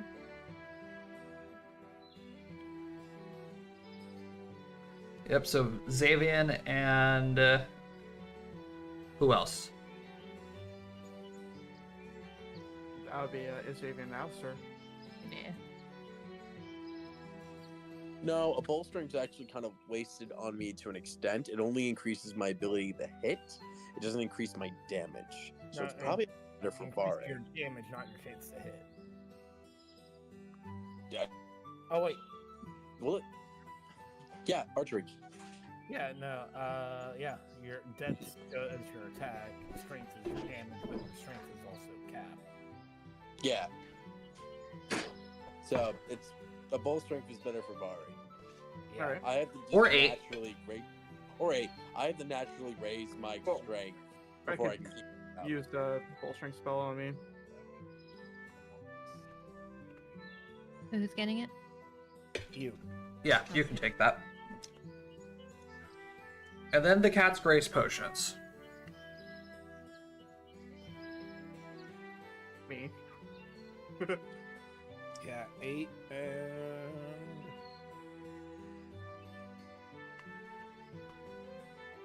Alistair.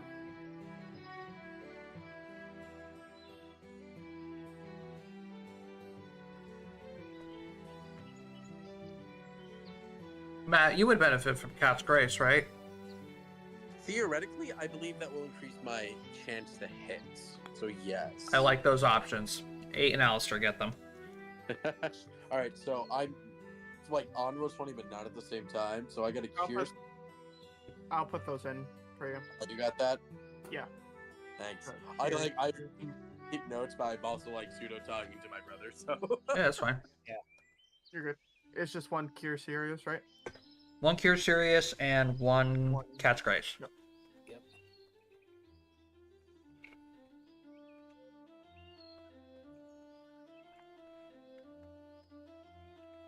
Alright. So, once your shopping is done, you guys rest for the evening. Then, as you guys wake up, you gather up all your things. You say goodbye to the dragons and the kitsunes.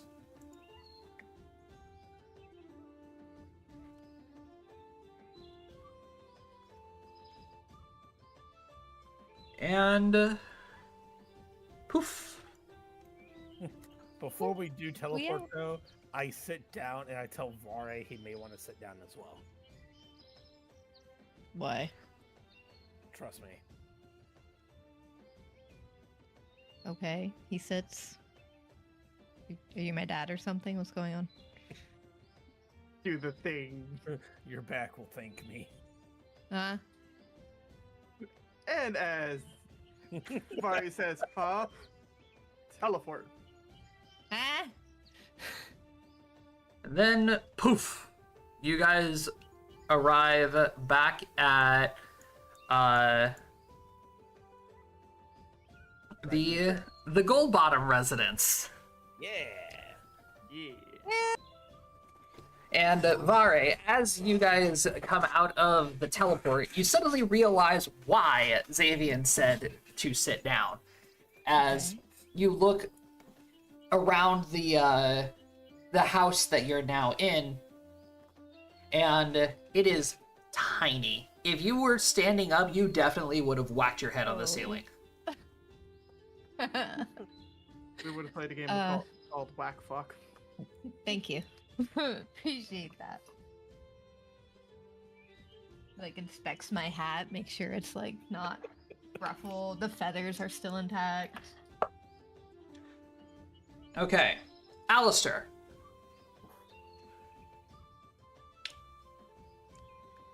Or no, not Alistair. Sorry. To make this easier on everybody. Jacob, Yes. Yeah. I need you to make me a reflex save. Oh fuck. boy. We teleported the Dandulir, by the way? Yes, Okay, noted. you're No. you're at Ragnar's parents' house right now. So what's being tossed at my face? Why did we start it? Oh, that's right. They're having riots. Okay, what's your current AC? 19? Am I getting fraggled, son of a bitch? Okay. Not a Fraggle Rock. In that case, then I need everybody to go ahead and make me perception rolls.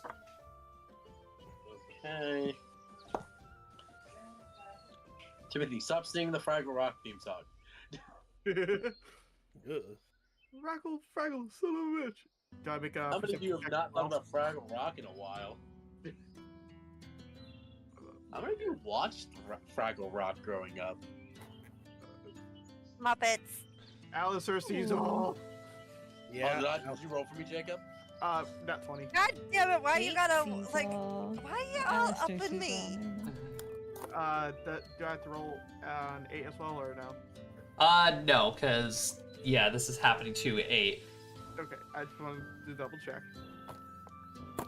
Okay, so as you guys teleport and you guys start getting your bearings and everything, Alistair and Vare hear the sound of footsteps behind them.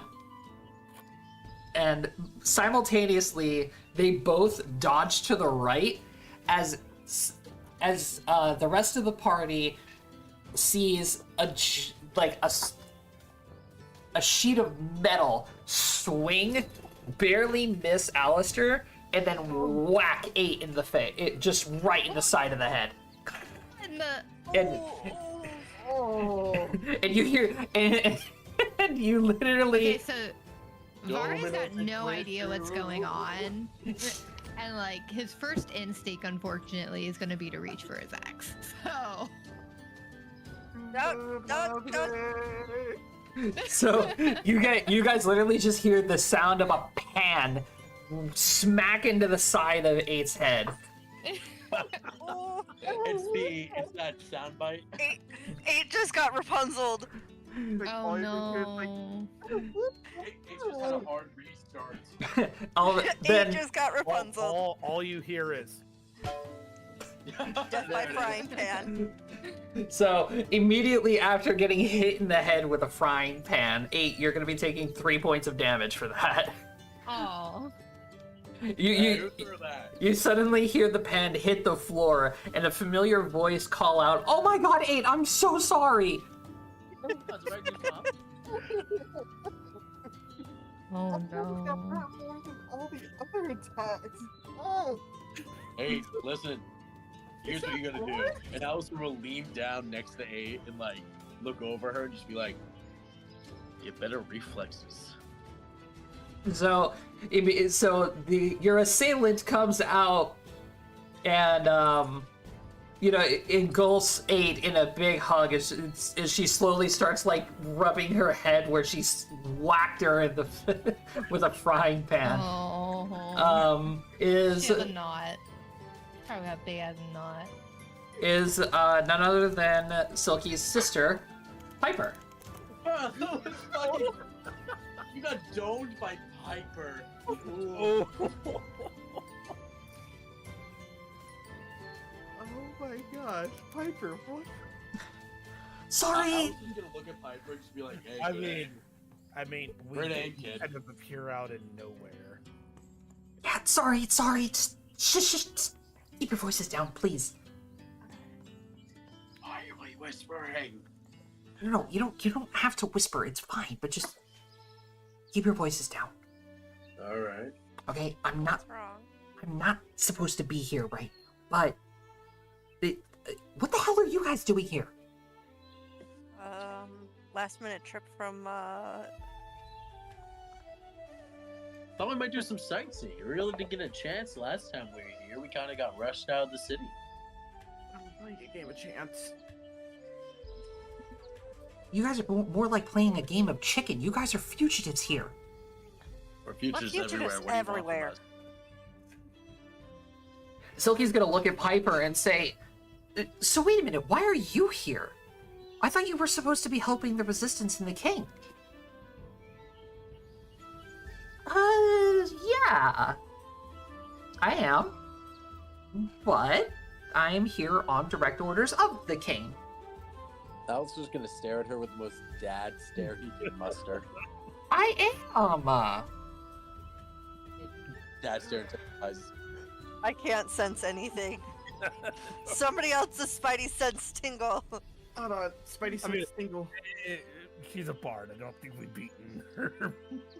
Oh god damn it! I rolled a. Our bard versus the other bard. Who will win? I rolled a 5.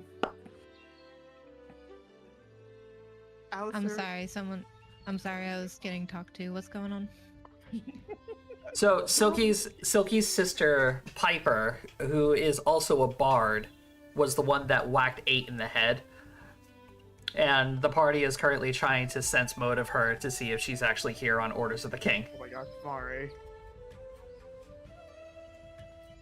Jacob, can you roll an intimidate for me using my dad stare? Oh, intimidate? Oh, sure. Yeah, okay. me and Silky are in the same boat here. You only got a 3 in intimidate. What the fuck? What the fuck is that gonna do? Dad stare, I not know effective. a good dad stare. I had a very good child. Well, you have a 6 on intimidate. Yeah, I'm Either way. Like everybody just glares at Piper, and she just raises her hands and be like, "Okay, listen, I'm not directly here on orders of the king. What's going on? Okay, there's somebody here that the king needs to get out. It's a rescue mission. They were discussing about getting a big group of people to try and sneak into the city. So I may have taken it upon myself to do it myself. Who needs to Piper. be saved, Piper? Are you at least succeeding in your attempt to do this? I've been holed up here for about 3 days. Oh. And I gotta say, Ragnir's parents don't have a lot of food. No, they're Kind of nope. been abandoned for quite a while. Yeah, I've only found, like, mason jars of stuff. Yeah. I would not eat what's in the mason jars. Yeah, especially those really weird, like, red fruit things. Oh God. We need to get this sorted out quickly, Piper. The Boreal Tides is about to go to war. Oh, yikes. Okay. The Kitsunes have been kicked out of the lawn. Oh. More specifically, the elves attacked the kitsune. Yeah, and we don't know how long it'll be until they attack the Boreal Tides. Wait, the elves attacked the Kitsunes? Yes. Yes. What is going on that side of the region? That doesn't make any sense. The Kitsunes are direct descendants of the Fae. Apparently it's direct orders from my brother, which were direct orders from my parents. Which are direct orders from. Better yet, Aristella, you want to do the thing? Do the thing. I don't want to break people. It's Piper. All right, Piper, can I have your hand? I'm not like Ragnar and, just smack everybody face to face. Oh, thank God, because I'm so sick and tired of that. I'm gonna be right back, excuse me. Yep. So, you show Piper pretty much everything that you guys have been through, and once she comes to, she's like, whew, wow. She's gonna look directly. She's gonna look directly at Nate and say, "Yeah, your brother's kind of a dick." Your appreciation to the choir.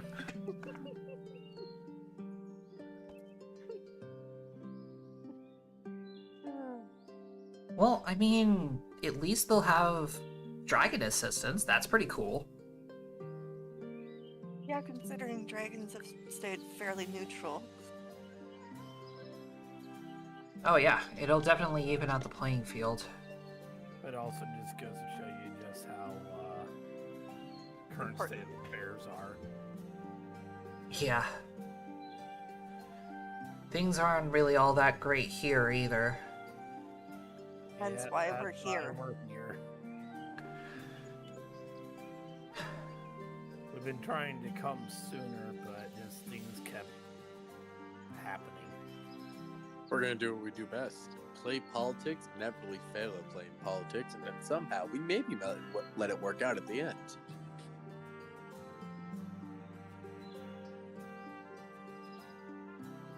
Well, I'm not really sure how I would be able to assist with that. Right now, we need to get in touch with the king. Oh, the king's unfortunately back at Lavahorn. They set up a resistance base in that city. Fortunately, here in Dandulir, things are a little weird. How so? Yeah, whatever remained of the council after you guys ran through it is trying to hold everything together, but they're going about it in a weird way. They basically turned Dandulir into a fortress. And they're embargoing everything coming in or out of the city. Elendor hasn't been providing any kind of food transportation. They've mostly been relying on what they are able to grow under the mountain. The forge here, for what I've heard, has been completely shut down for recreational use and strictly for military now.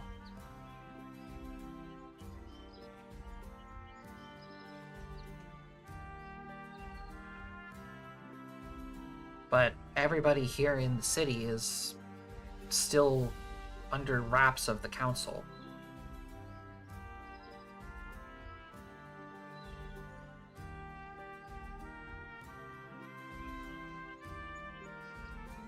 Something doesn't seem like right. No, people in Lava Horn simply just want the fighting to stop, so that way they can use the forges again and have everything go back to normal, but the council isn't letting up. We've What tried. are their demands? They simply want the king to surrender. They want the king to surrender, they want him to pay for his crimes, and they want to What have crimes? treason, is what they're calling. Hard to call treason when they're the ones that are treason in the first place. That's the whole thing of what the people in Lava Horn are saying.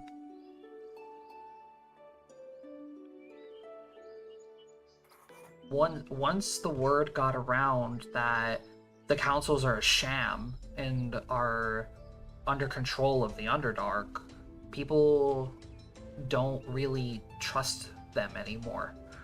Hence the reason why there's infighting between the dwarves now. And everybody in Dandulir. Eventually, it got so bad to the point where the leaders of Lavahorn gathered up and said, alright, this is enough. Like, they came to Dandulir and tried speaking with the council, but the council practically kicked them out.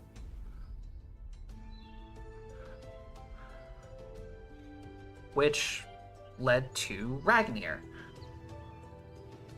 What did he do? What did he do? He was a part of the representatives that came from Lavahorn to try and speak with the council and fix Let me guess, everything. he got himself locked up. No, he didn't get himself locked up. He's still in Lavahorn, but he's actually the one that got most of the people out of Dandulir. Good boy, Ragnar. He was the one that exposed everything. He showed the people of Dandulir who the council really is and what they stand for. It's just the problem with the people of Dandulir, they're afraid of change. But what if we don't have to change it so much?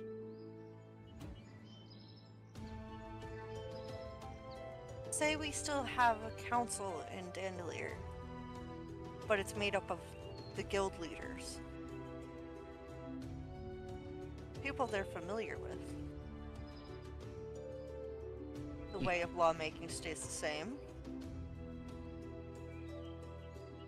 Just the people. I mean,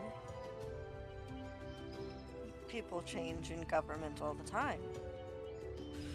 I mean, I've even heard of some places that have actually had councils and a monarch. The council does the day-by-day things and runs things by the monarch, and the monarch approves or disapproves of it. And they work to compromise. What about a system that's similar to Grimland, where the guild governs the people? Well, that's kind of what I was getting at is, you know, it's still kind of a council system, but run by the guild leaders. They all come together with, you know, problems and come up with a solution together.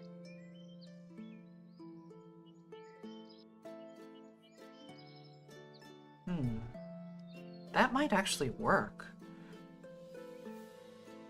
A system between two cities that are run by the guilds would be a good idea. The forges could communicate commissions between each other.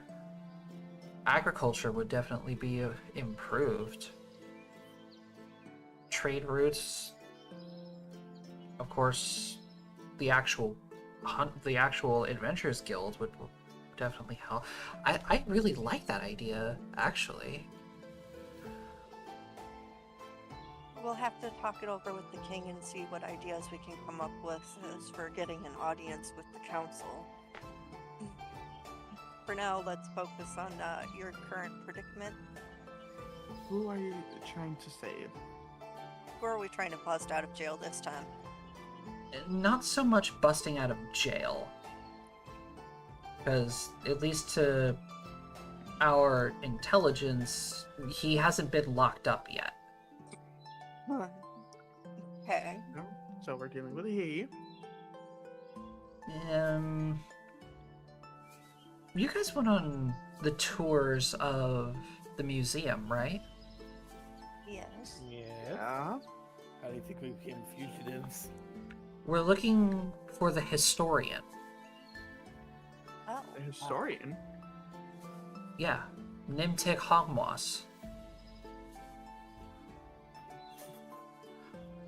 What's his last known location? For the record, that's this guy. Yep. Yeah, Yep. I remember. Yep. It's more like. There we go. His last known location is the museum. He practically barricaded himself in there. Okay. Man's dedicated to work. Well, more along the lines of he wants to make sure that nothing happens to The museum. history. Correct. I can appreciate that. Well, let's go get him out of there. Our medals there. We need to lay low for a minute, though. What did you do? Not so much what I did. I'm waiting for intel. Okay. And they're supposed to meet you back here? Yes. And who are you supposed to be meeting? The little friend that we have. Yeah. I'm smiling right now. I think I know what it is. Like, how little? You know, about this high. You're gonna see her stretch her fingers out a little bit. About this big. Yippee!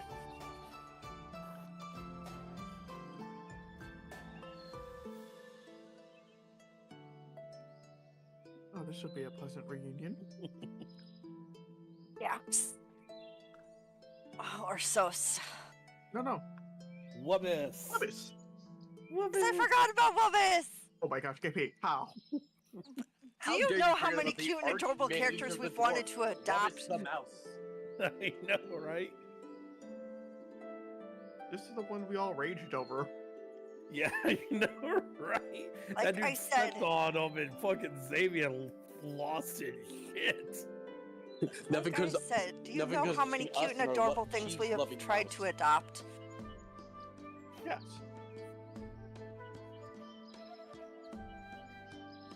But still, how dare you?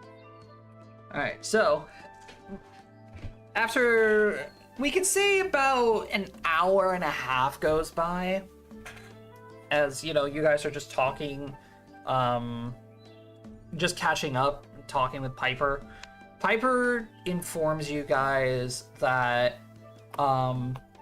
during this entire time, you know, just giving you guys the details of what's been going on in Lavahorn, you know, mostly just tending to the people who are coming from Dandulir, getting them used to the city, and getting everybody settled, really, because they don't know how long the fighting is going to take.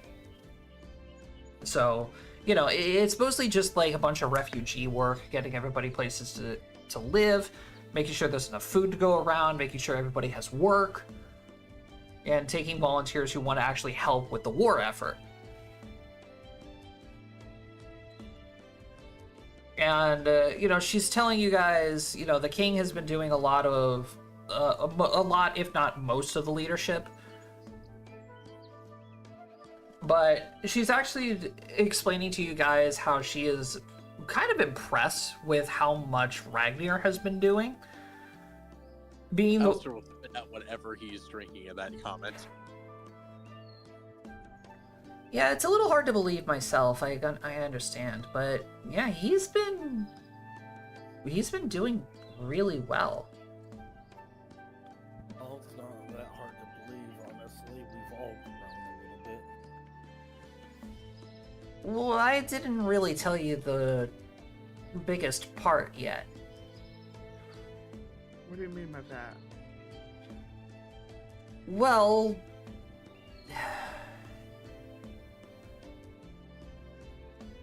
listen, I didn't believe this in the first place, especially when I first heard about it. But how much do you guys know about the King of Dandulir?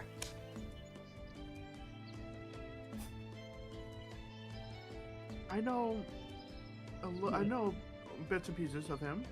Since If I told you I knew something, it would be a lie. Well, okay. Basically, the king bears no children. He had a son a long time ago, Oh boy, I know where this is going. oh my god. but he unfortunately died in one of the mining tragedies.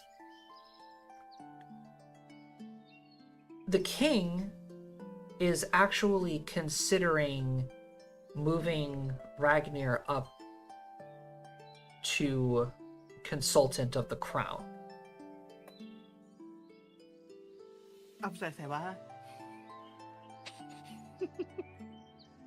He's basically training Ragnar to be the next monarch. As soon upon hearing this, Xavier immediately just puts his hands in his face in his hands, I will, like, once again spit out my drink. takes a deep breath. You guys need to understand, Ragnar is not the same guy you guys left behind. No, I'm sure of that, but We're sure, but we're talking about a person who got hitched to a fae. yeah, actually, how's that gonna work? Engaged to a fae, technically. About that, yeah, Oh, they finally tied the knot? not yet, but they have been thinking about it. We're not surprised.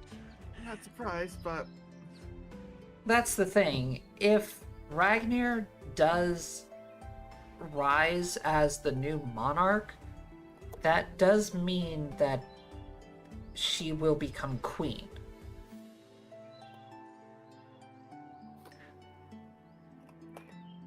Right. oh, this just gets better and better. The thing with that is, it's going to throw history completely in a loop. Because we're talking a dwarf and a fae. Specifically a fawn, if I remember correctly. Yes. Yes. And ancient history and some, I would say, old history tend to also reclaim that dwarves and fae really don't like each other. Yeah. I mean, I've listened to Drunk Ragnar and Drunk 8 get at each other. I would argue that's modern history, too. So Yeah, I'm still gonna win that next argument I have with him. So, obviously, you know, people are kind of skeptical about that in Dandulir.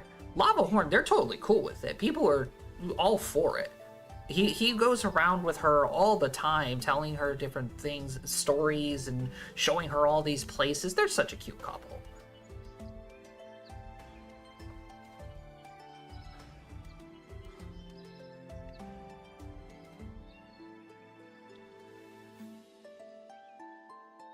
So yeah, you guys have a rising king in your midst. Well, we got a couple of news as well. Well, apparently, how much do you know of the King of Silence? I've only heard stories about him.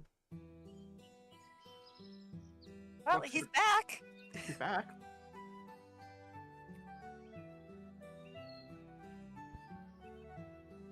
he's actually alive. Araceli would have shown her that. Yeah, I saw that in your memories, Araceli. How is that even possible?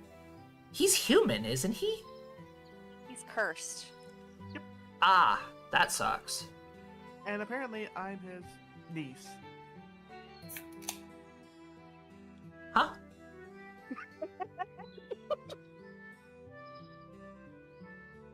Yeah. It's his niece. Distant related niece, but niece nonetheless. You know, elves and... It's Aunt Mary the King. I honestly didn't even know there was a Queen of Silence. She There was. passed away, which sparked the war. She was assassinated. Oh.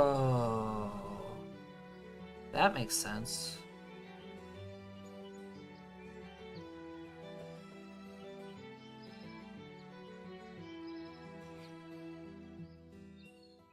And we also found out that Aristella's on the Boreal Tides War Council. Oh, Yeah. well, that's cool. Except I can't go up there and help. Right now. Wait, why? If you're part of the War Council, doesn't that mean that you have to be up there, like, making decisions with them? There always has to be somebody outside the Boreal Tides when it's at war. This thing way in case A the collateral war branch. happens. So wait a minute, how does that link to you? Because you're not related to My any father of... signed the Declaration of Independence. Oh, that makes sense. Which I didn't know. Until Isla dropped that on me. Huh. Still trying to wrap my head around that one. Well, that's pretty cool. So, wait a minute here. That means that there's, what? 4 of you now that are related to royalty? Let's see here. I was already nobility. Yeah, Aristella, you... Ursula, me, Zabian. Wait, how is Oh, and the Xavier best related to part is- royalty? Oh, wait, we did. Wait, you did. Oh, Oh. Sabian's mom was the sorcerer for the sorceress My mother's the Archmage of Silence. thing. Hey, can you guess what his dad is?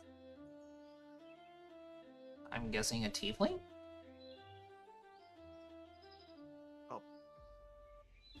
Bookstore Davian. My father is the Thrasher of the Sands.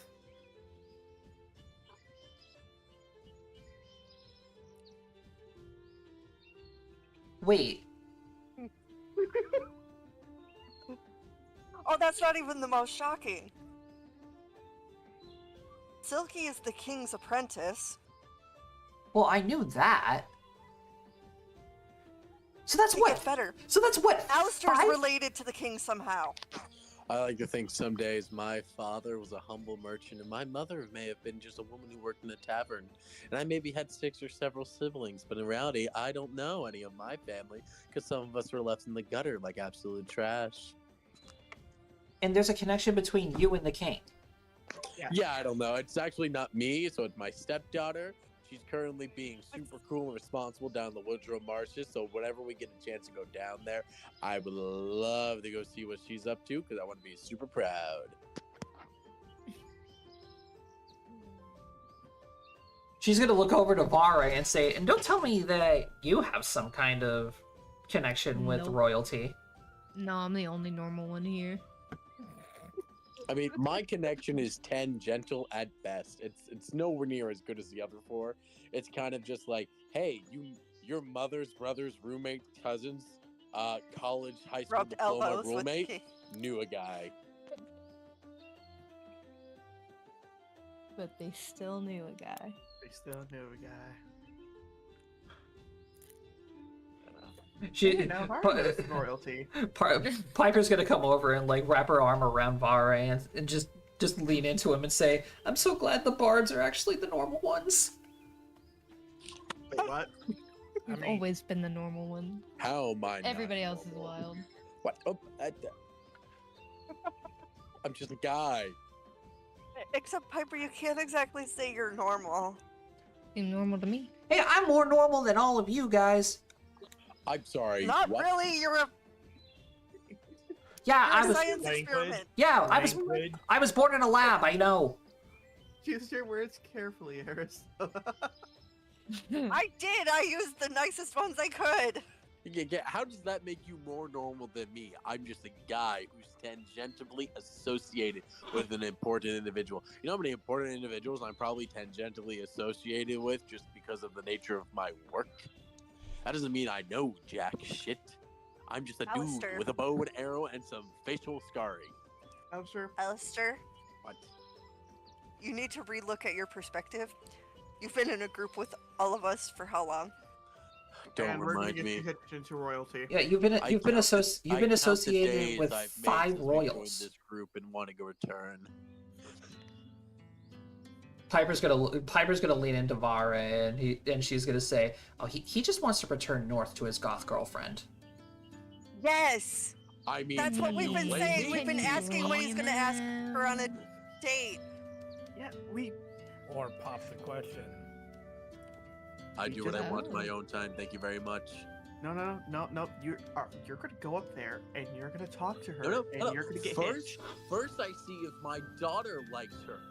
Then I go bring her. La, la, Then la, I go la, see. my you, oh then I my, pop the it's like question. the boy's too shy, ain't gonna kiss the girl. Vari whispers. I'm They sorry. think you're I'm being a good parent. My daughter will meet her first, and if she likes her, then we become a family. But if my kid Your daughter says is no, an no, adult. You think I your still daughter's cherish her thoughts because she is my daughter. Why does it feel like he's bringing his girlfriend home to his parents for the first time? Listen, I it's a have the very same. complicated. Listen, I'm It's an the orphan. same, yeah. Listen, I'm an orphan with a stepdaughter currently in a relationship. What do you want from me? It's a very complicated relationship. I mean, it's really No, not. it's It's beautiful. really not that deep, Alistair. Let me just overcomplicate things and make things a problem for myself so I can hold it off as long as physically possible.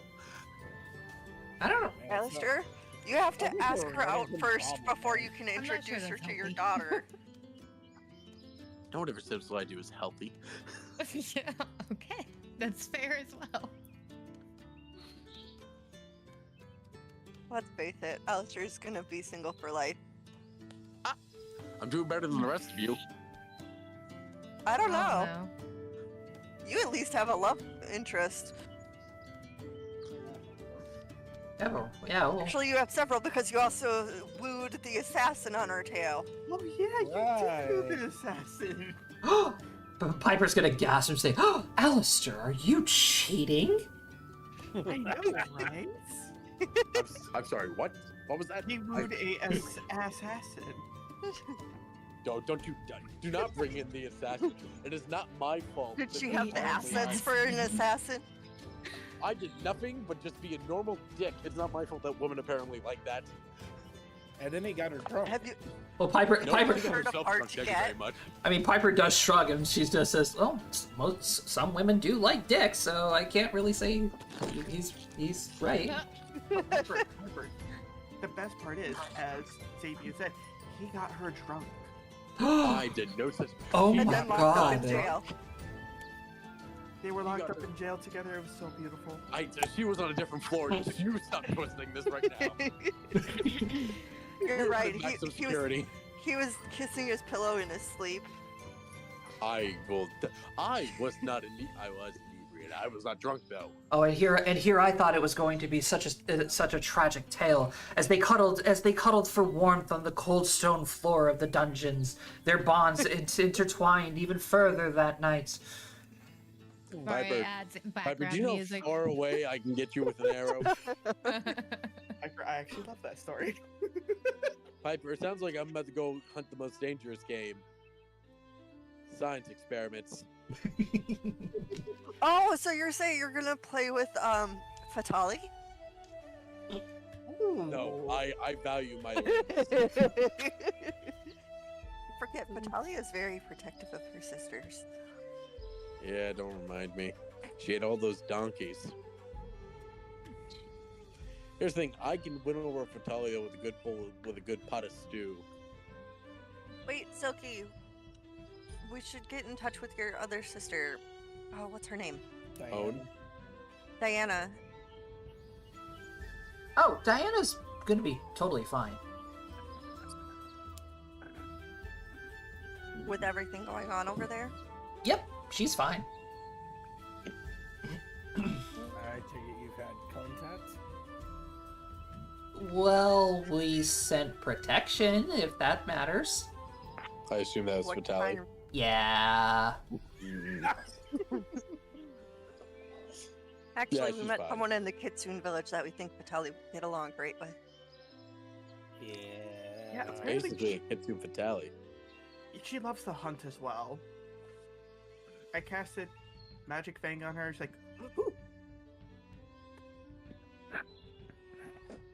Anytime she hears the word hunt, she has glowy eyes. Yeah, that sounds like Fatali. Especially when you say fish.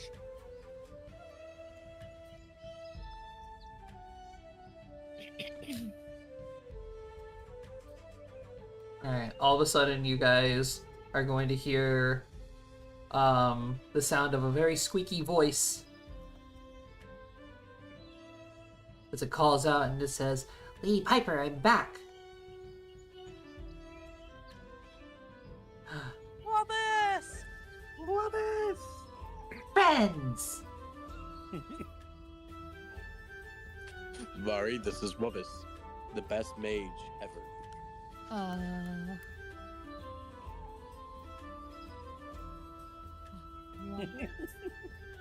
Wobbus. Is Wubbis a mouse? Yes. Yes. He is. He Is is he pints? Is he as small as a mouse? yes. Yes. Yes. He is Can an, I pick Wubbis up? he is an awoken mouse. I didn't hear a no. Maybe if you ask him nicely. Wubbis, can I pick you up? Ooh, who are you? I'm Vari. Very nice to meet you. You too, Vare. I am Wubbis, the mage. I am the guardian of the archives of Dandulir. That's amazing. This is amazing. Vara's just like stunned. Well, yeah, Vari wasn't there when we met the awakened cat too. Yeah, I know, right? The one that zapped 8 with the lightning bolt. That ate There's a pissed off. Whoa, I regret nothing. sentient Sentient. cat that shoots lightning bolts. Yeah, it's a magical sentient cat, and 8 happened to piss it off. He deserved it. He called me old. You kept staring at it. It's rude to stare at someone. I didn't know it was the someone until it smited me.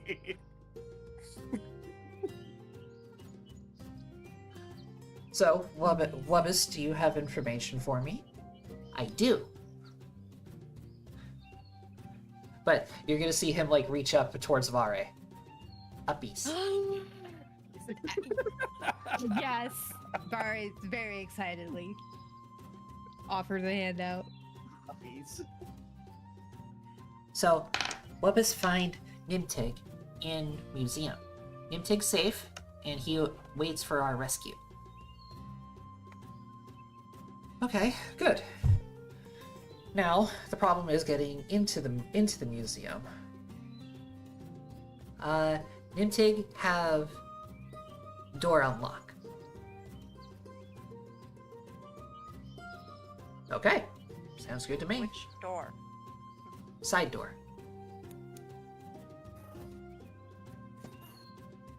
Okay, is there a good time to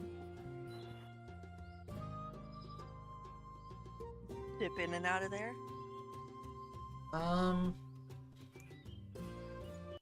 Hard to say. lots of guards.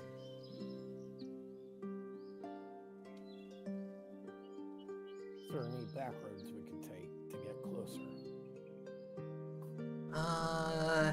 Allie? Yeah, that works. Piper looks at everybody and says, we could take Ragnar's route. Ragnar's route? Through the sewer. I forgot about that. I would very much like to avoid taking that route. I would like to forget about that path. Taking that path already. Well, why don't we take a look from the alleyway and see if it doesn't look like it's gonna work? Let's go with or have the sewers as plan B.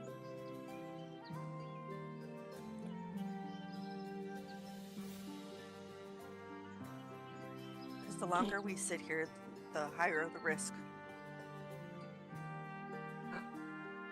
Are friends helping? Wubbas, we will burn down this entire country if you ask us to. No, don't We do would love to that. help you, Wubbas. Don't do that. Wubbas lives here. You're right, my apologies, Wubbas. Yes, we're going to help.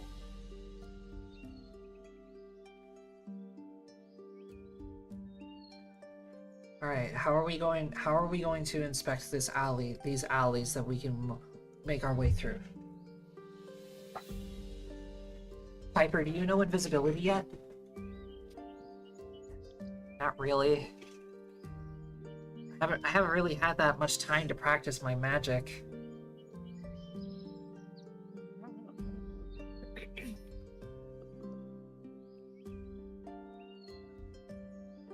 Let's.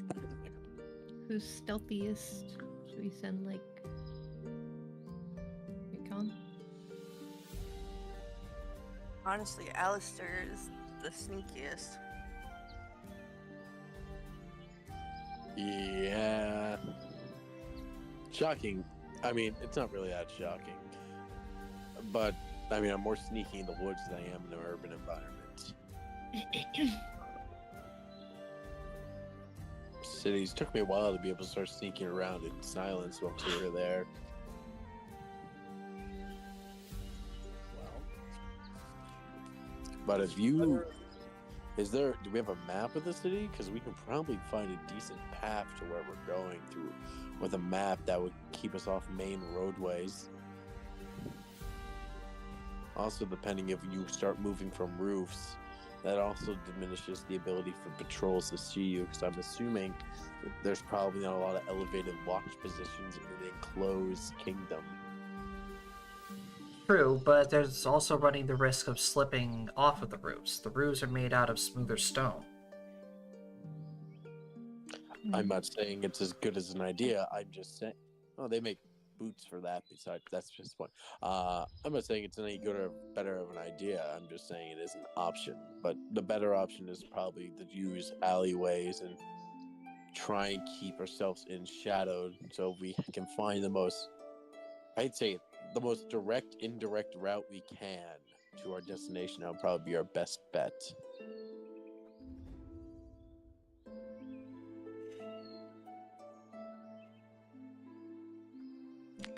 Well, luckily I happen to have a map of Dandulir, so we can figure something out.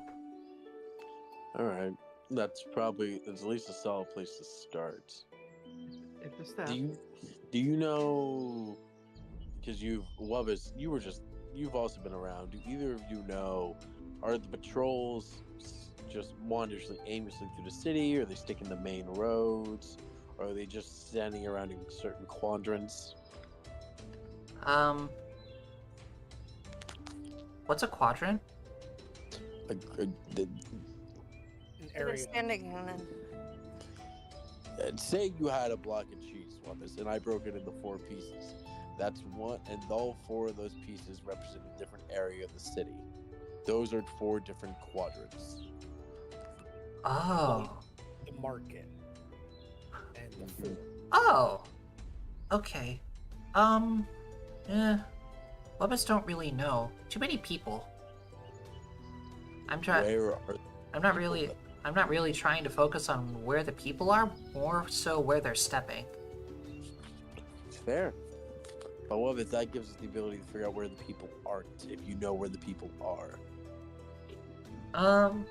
Lepus usually uses like cracks in houses and stuff to get through. Yeah, that won't work. Does anybody have a shrinking spell?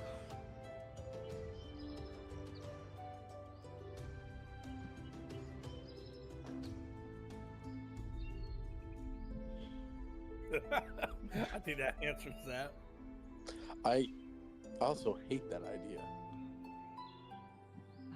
Just say what I think that's a great idea. What's your idea? Using reduced person.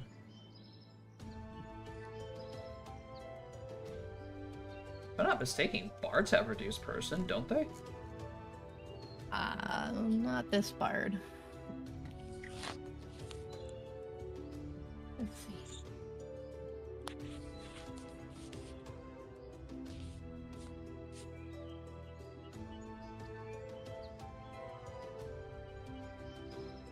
I don't even remember what level reduced person is. It's a first level spell. Is it?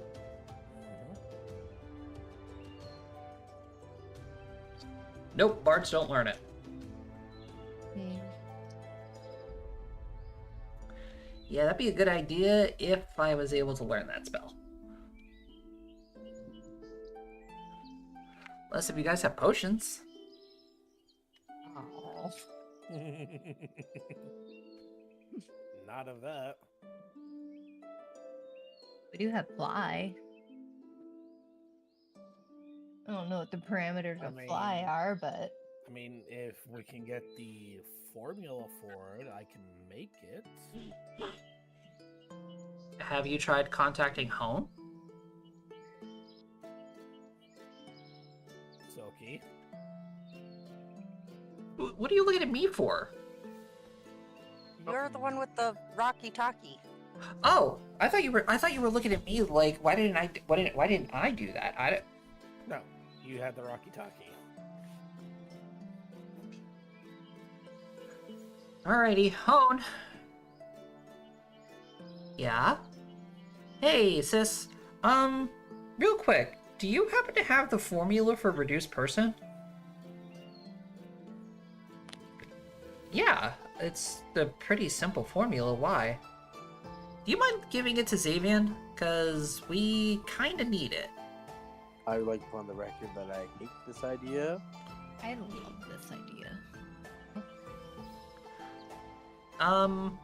Okay. I mean, it's not really gonna be that effective. It would only take you guys down to probably just about the same height as a gnome or a dwarf or something. Wait, it would be the same height as a dwarf? Oh god. Geysers! Oh boy. I just slowly look up at him like, really? Points sorry. to my pointy ears. You can wear a hat, you idiot. Don't you still have all those scrolls of disguise self? Yeah, Just but- reduce person stack on top. They're like 3 kids in a trench coat. Nobody will know. No. I just look at him and I point to my ears, and then I skin shape Into what? a dwarf. I hate you. And Silky pulls out. Oh, I actually still have one of those scrolls. Who's the hat of the sky self? We have that. Silky has it. If he has it. And I think I do have all those scrolls with this. No, right? You had like 8 of them. Heh, I made it funny. Mm, I flip you off. damn. Yeah, no offense, I like the idea of disguise self more than shrinking ourselves to size. No offense. Mouse? I do not mice? have the scrolls of.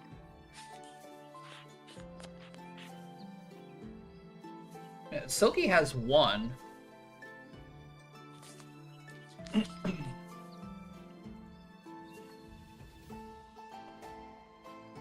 I can distinctly remember that. I know I had a couple of them, but I've not seen them in my.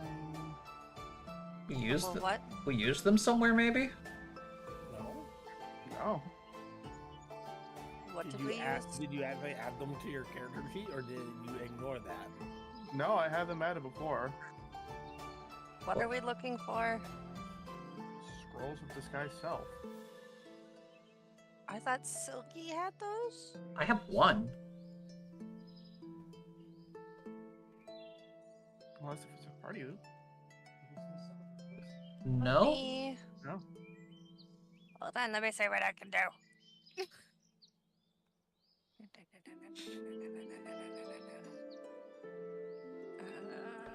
Piper says, I mean, I can cast this. I can cast Disguise Self. That's how I've been getting around.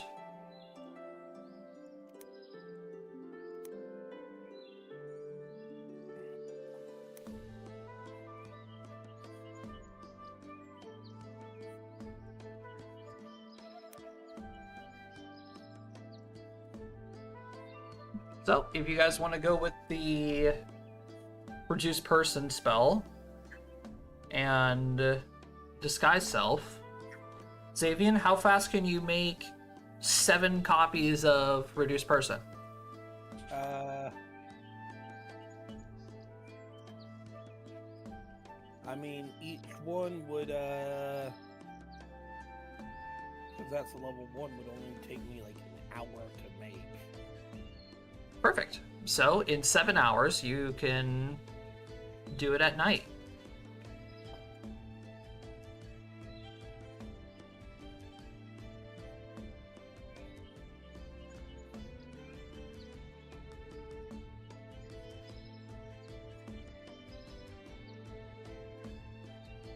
Any objections with that plan?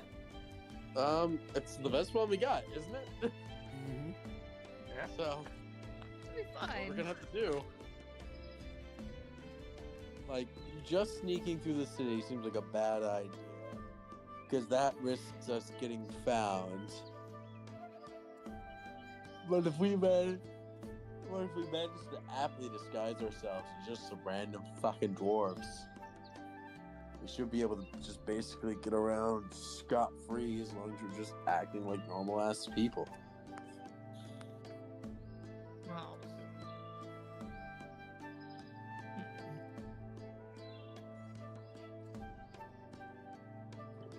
Yeah, for me, it acts like Alter Self. So, I'm fine.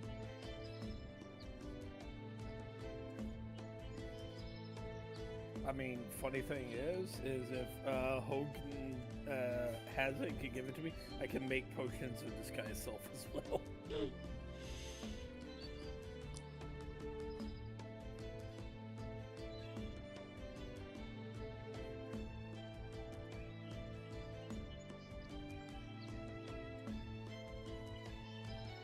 Give me 2 alchemy checks.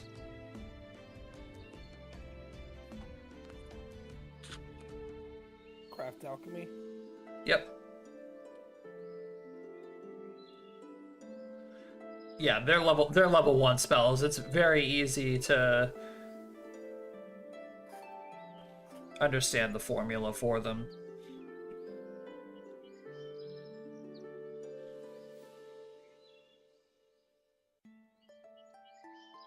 Alright, before I get started, which one are we going with?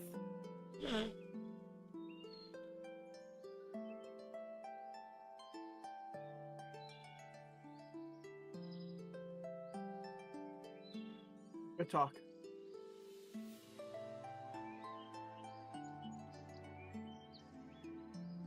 Probably the Disguise Self, considering that we need to figure out how to get Nimtig out. Alright. I'll see you guys in a couple hours. Well, I was about to say, question. Mm. Have we been? We've been to Lava Hall, right? Nope. Nope. No. Nope.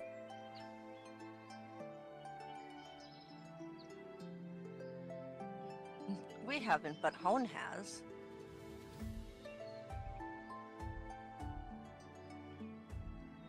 Piper, you mean? Yeah, Piper.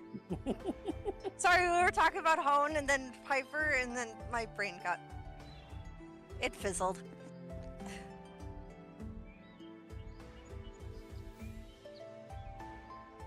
But the other thing is, I don't think we have any more scrolls. I still haven't used mine. Scroll of Greater Teleport. I didn't give it to anyone.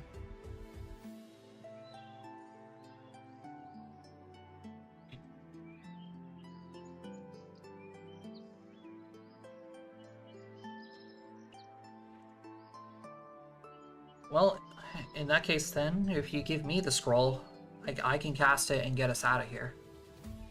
Sure. And I just hand it to her.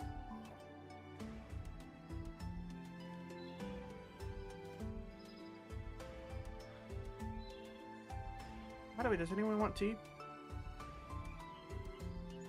Now, if you're making it from those lava weeds,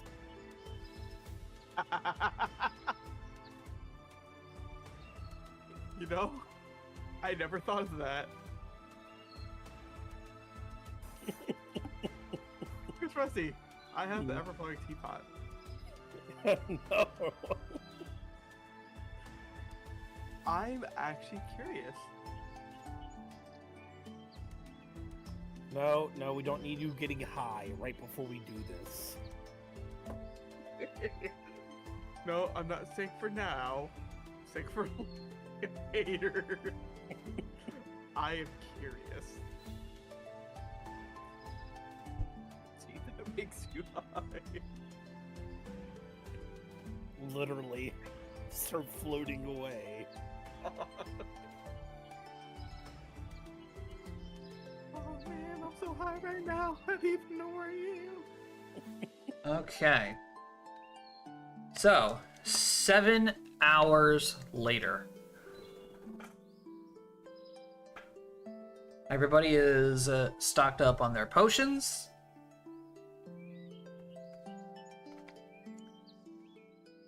You guys drink the potions, turn into dwarves. Then you sneak out into the city. Xavier is very confused right now because he's so short. No. He's like, whoa. There's so no this- rag walks this all what it the looks- time. Yeah, I was Come gonna, it's like, Xavier's like, is this how it looks for you guys all the time? You're gonna see Piper like look behind herself and like do a spin. She's like, so this is what it's like not having a tail? It's weird. I don't like it. Is this what it's like to be Ragnar's height?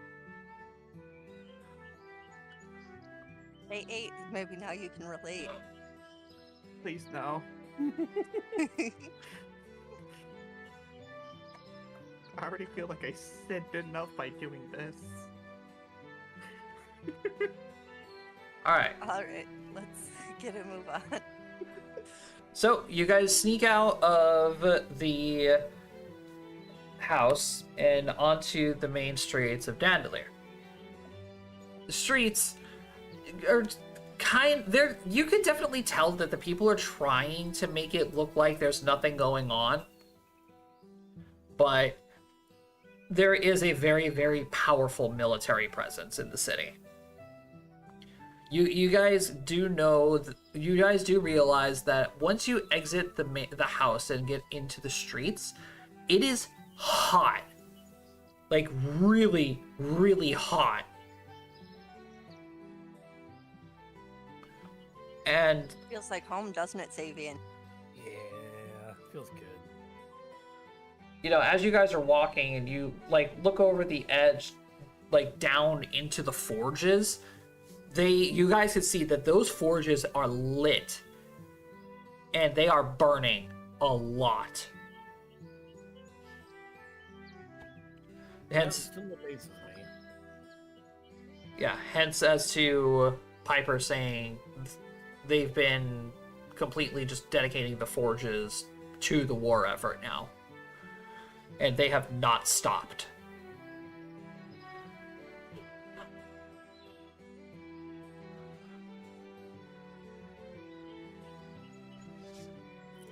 So, Piper was the one that was doing the spell casting, I believe. Oh, and she did a real damn good job at it. You guys are able to move your way through the city with no issues.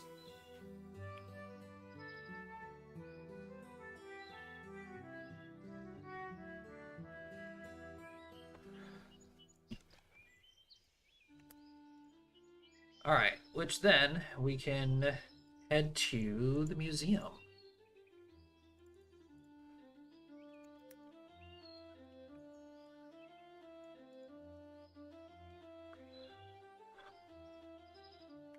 So, as you guys approach the the museum, you guys are like kind of looking around the corner and notice that there are a lot of guards, like trying to open the doors to the museum. You guys see them with like tiny little battering rams trying to open the doors.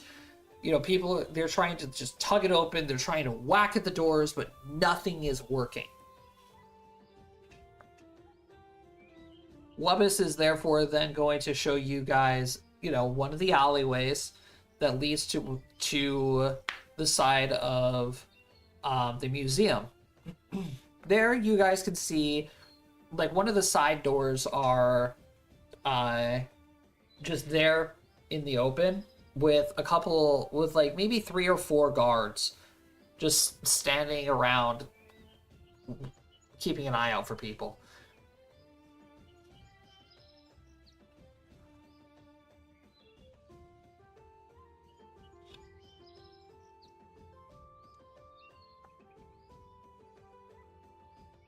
So Piper walks up to the front of the group and she asks, "May I?" By all means. So she's gonna get out her instruments, play a couple of tunes.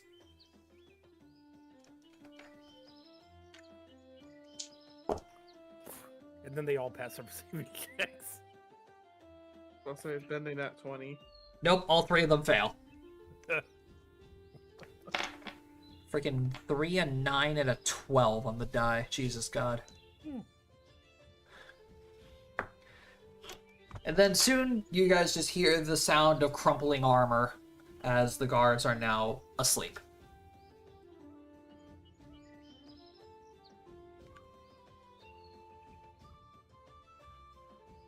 So you check your surroundings, make sure nobody saw them, make your way to the door, and just as Wubbis's intel came through, doors open. So, should we move those guards, we think?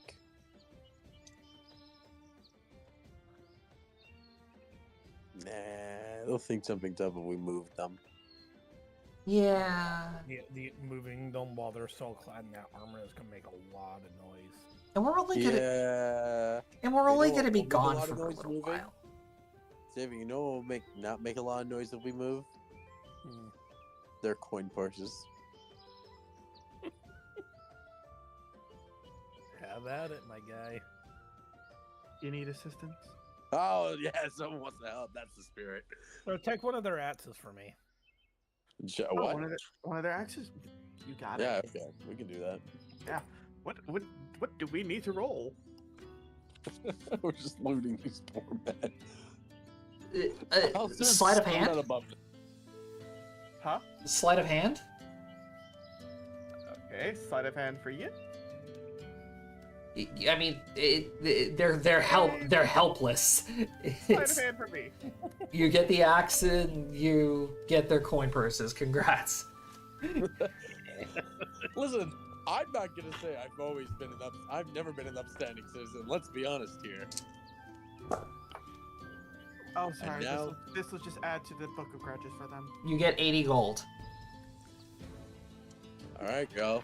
Next couple rounds on the town guards of Dandulir. Piper just lets out a little whoo. All right, let's get going. Xavian, you can have the axe. Yes. Dwarves make amazing weapons. Cannot deny that. All right, so They'll you be guys make your way through the museum. Then eventually you guys get to the main chamber of the museum, and you guys suddenly notice that the Sword of Silence starts glowing.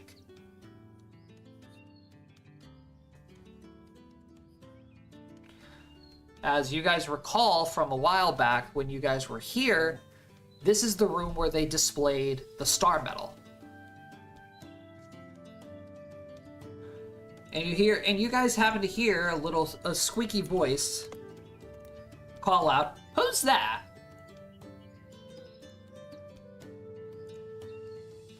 Wabus, would you care to take the lead? Yeah.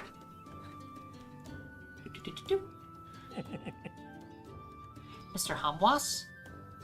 I'm Webus. I was entrusted by the king to come and retrieve you. Oh, goodness.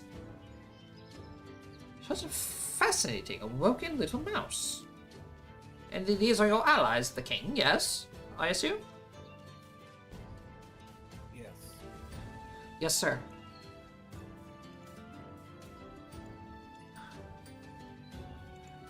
The king sent us directly to you in order to get you out of Dandulir.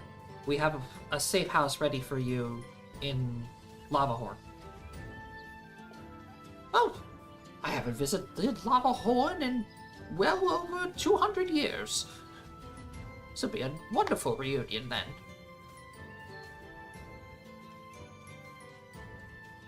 Say, wait a minute. I recognize you, young lady. Tell me, are you the one who possesses the star medal? Wait, aren't we in disguises still? Oh, that's right, you are. He's still going to comment on the glowing sword, regardless. Okay. Young, excuse me. Your weapon there.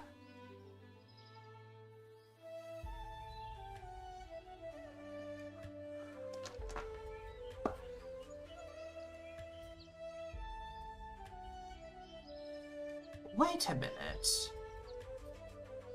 You're not dwarves, are you? What are you talking about? I'm happy, that's grumpy, that she's sleepy, that's dopey. 1.8. I am gonna slap the shit out of you.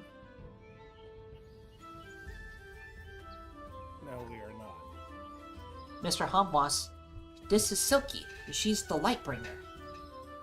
And the rest of these folks are Xavian, Ari, 8, Ali, Vare, and Piper. It's Alistair Wubbus. But you're Allie. I love Ellie better. I swear to God, if any of you call me Allie, the next couple of arrows coming out of my bow will be in your back and on your kidneys. Allie, oxen free. Alright, say goodbye to your kidneys. Kidneys are good for drinking. They're good for your entire body functioning. Now imagine what happens if there's an arrow sticking in them. Alistair, do you want to start another war? I've already started like 3 at this point, so what's another one? Okay, well, if I'm in the hands of the Nameless, then I feel very safe, actually. Please, how are you expecting to get past all of those dreadful guards? Well, first, we need to lock up the side entrance.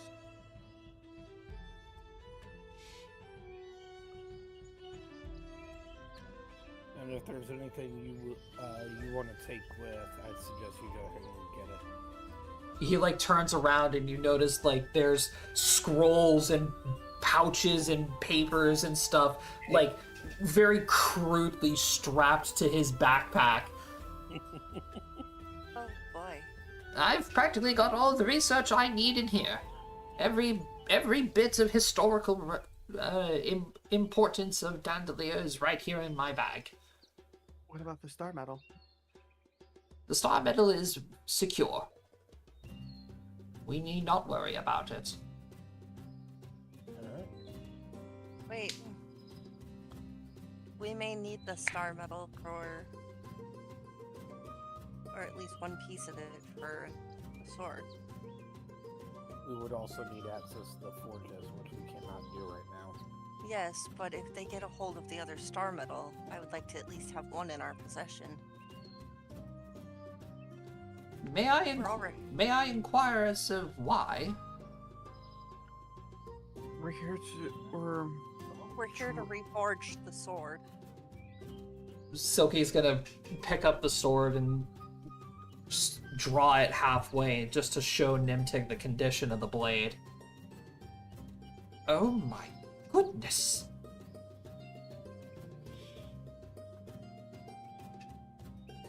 I can see why you need the hands of dwarven craftsmen. After all, it's part of its origin story. The dwarven forges are the only ones that are capable of repairing it. And since they're also in possession of the star metal, we need it in order to fix it.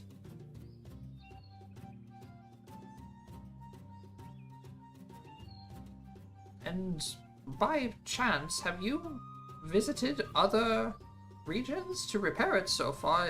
It looks as if it was worked on already. We've been to the sands, and it's been healed by the kitsunes. Or not, maybe healed is the wrong word. It has been cleansed. Yes. Yes.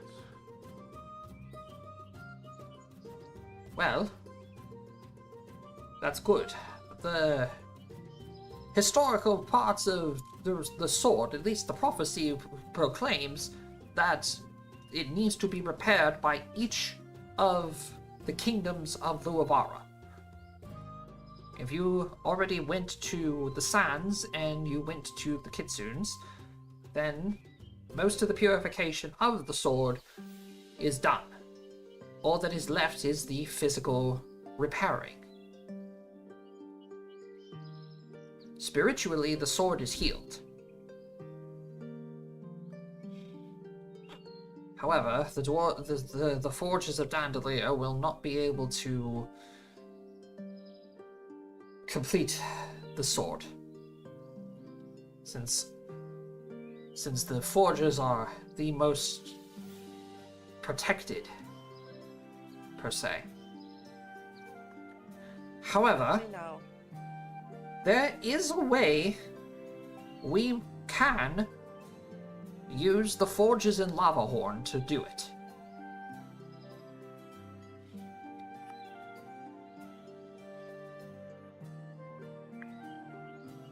But there might be a requirement that needs to happen first. We would need to speak with the Forge Master of Lavahorn in order to decide that. makes sense. It would take an expert or experts know their craft best. Yes. Forgive me. Let me go retrieve some star metal. Thank you. If it's to repair the ancient sword, then I will be glad to part with some of it. Even if it's just a small portion of it. Give me one moment. He's just gonna make his way down a side chamber to where he has the star metal stored away. As I would block up the side entrance. Yeah, I'm keeping an eye and an ear out. So 8, when you get to the side entrance again, the guards are still there, unconscious. You know, door closes, you lock it, you make your way back, and by the time you're back, so is Nimtic.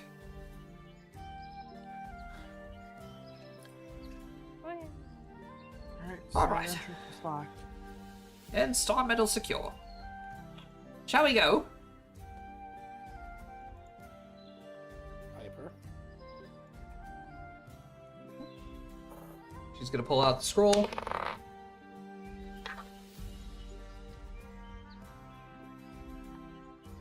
Then, And then poof.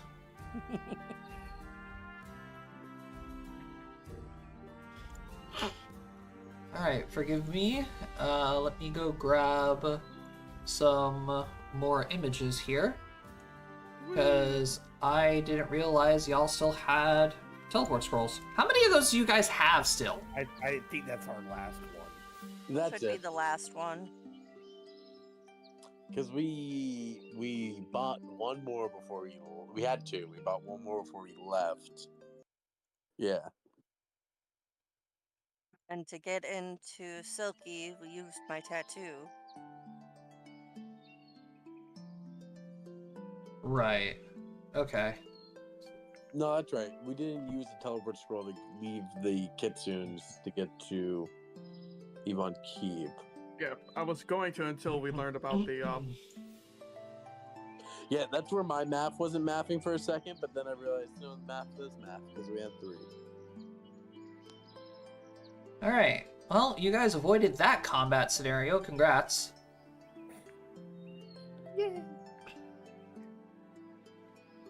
We're not monsters. We just put them to sleep and stole all their money. and an axe. We're And an bandits. They- We're not monsters. We're morally ambiguous. I've been Ambiguous. mugged. My coins are gone. My coin too. Mine too. Where's my axe? Wait, what?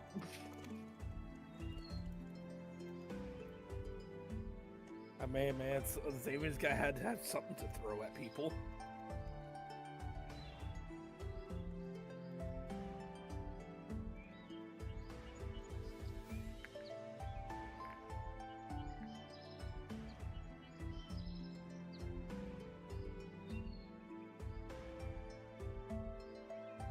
Alright. So, since this is your first time here, welcome to Lava Horn.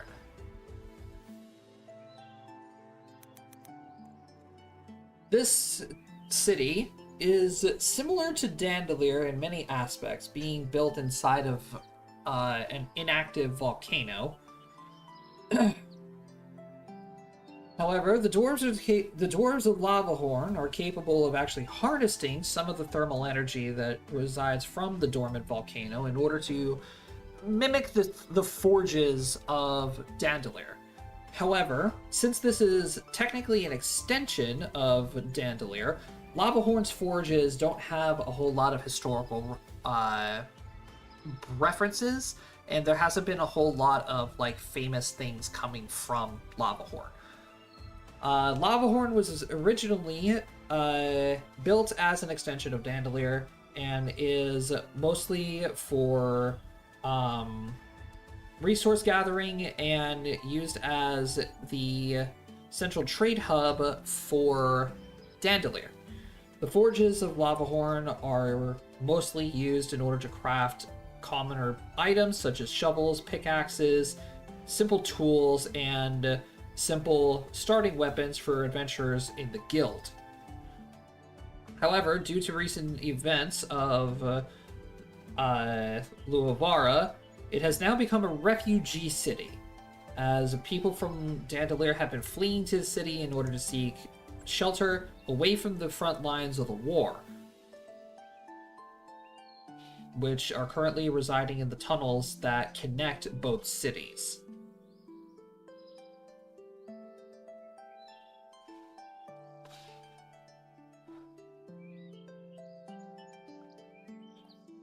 So, Piper, being the one in control of the scroll, brings you guys to Lava Horn, but instead of, anywhere in the city, she teleports you guys into what appears to be, like a house of some kind.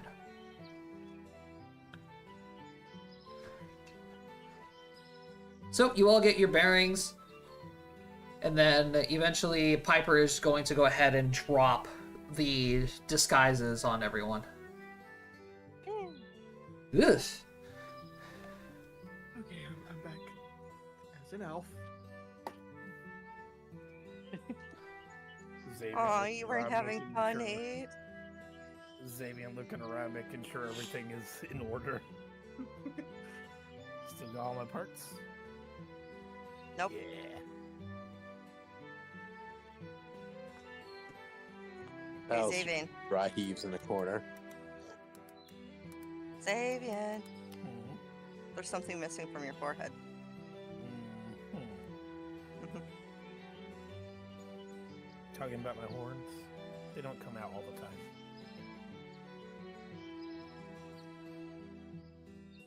He's no fun.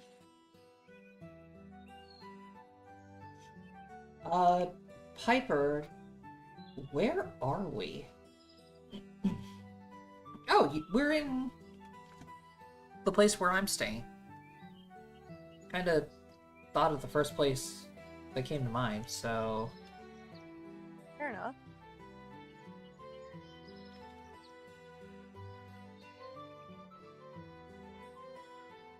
Then you guys are going to hear a voice calling down from a floor above you. And you hear the burly familiar voice call down, Piper, where have you been? As you see Fetching some friends. Piper's ears like as you see her ears like shrink and stuff, and she's like, "Oh, I didn't think he was gonna be home." Yeah, and then all you hear 8 says, Piper isn't here! I will leave a message after the beep. Beep. Beep.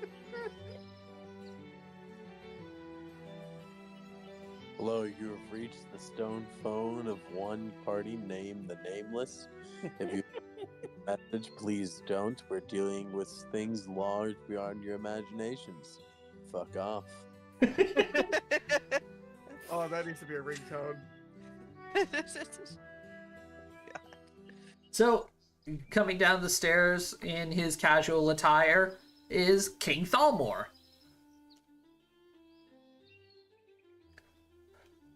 He just looks at you guys and you see a big smile on his face, and he's like, "Hey, now those are a bunch of faces that I wanted to see." Piper was kind enough to come pick us up. More like we kind of ran into each other. Oh, speaking of, young lady, I told you not to go back to Dandulir. The amount of stress that you put me through is sometimes unbearable. Well, I'd have to say it panned out this time. And she'd point over to the museum keeper. I forget his name. I'm terribly sorry. Nimtig. Yeah, I did it. With good help. You got lucky. Well, here's the thing. Right timing, because if it also wasn't for her, we probably would have been fighting through the streets of Dandulir. Oh. Yeah, we kind of teleported to the Gold Bottom residence.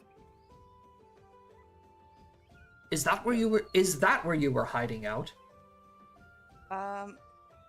For like a day. Oh goodness, that you would think that would be the first place they'd look.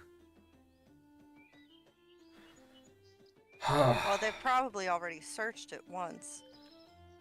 No, they've been searching it quite often actually. There's a bunch of little nooks and crannies that Ragnar's mom told me about. Makes sense. She has a lot of collection. Well, She has a rather large collection. well, I'm happy that you were all safe. Piper, Please, I beg of you. Don't run off on your own again. Yes, sir. Well, Nimtig, I'm very glad to see that you're still okay. As you too, sire. I take it that everything in your bag currently is all the important things.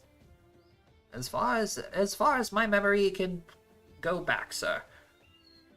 It's also per special request of the Nameless, I happen to take some star metal with me as well. I'm assuming this must deal with something with your weapon, Miss Silky. Correct, sir.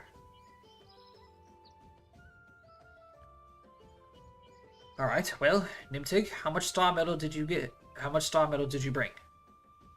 Oh, well, he's gonna take off his bag and pull out one of the pouches in there, and you're going to see him dump out every single piece of star metal.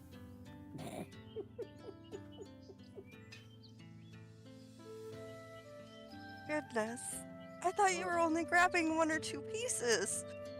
Well, I was planning on that. However, what you said earlier about your great worries of Dandulir getting their hands on star metal struck me in the heart. I couldn't bear the thought of seeing these relics in the hands of those Neanderthals, so I decided to bring everything. I see.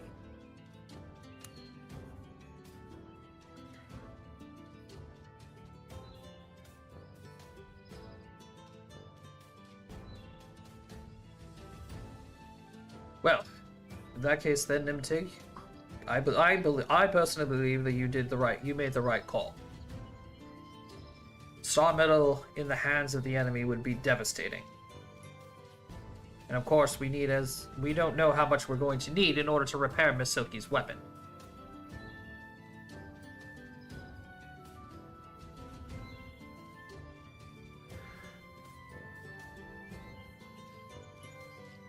Now, as for the rest of you,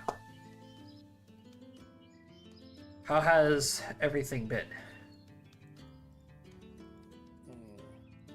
Do you want the long way or the short way? I think it might be better if you just show them, Aristella. May I have your hand, sir? I've picked up the same ability as Ragnar, only I don't feel like smashing faces. Not quite my style. Wait, the headbutt, is it necessary? No, I don't think Ragnar understood that. That No, bastard! I think you understood it. I think that Ragnar just enjoyed the headbutt. That bastard! Yeah. Don't think he...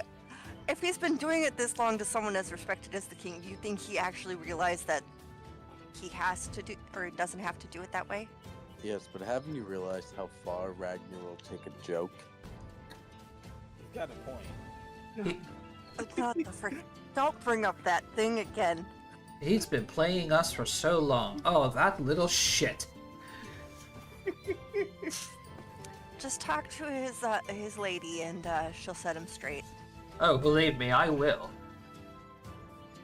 So he definitely does, take your hand and gets flooded with everything that's been going on. Well, Oh, goodness. I've been so focused on everything that's been going on here, I totally forgot about everything on the outside.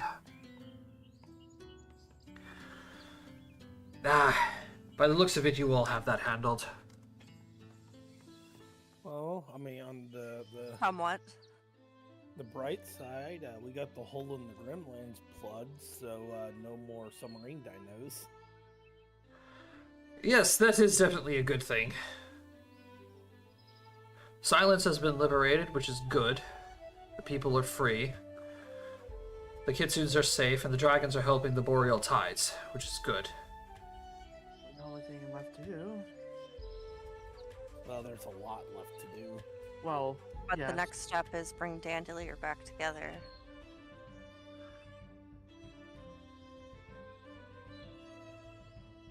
But in terms of war situations, is between the people of Dandulir and the Elven Kingdom and the Boreal Tundra.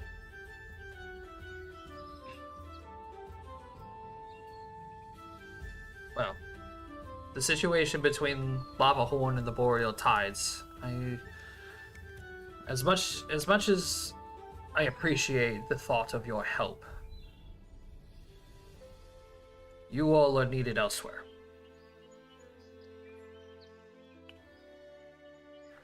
We can't go to the Boreal Tides.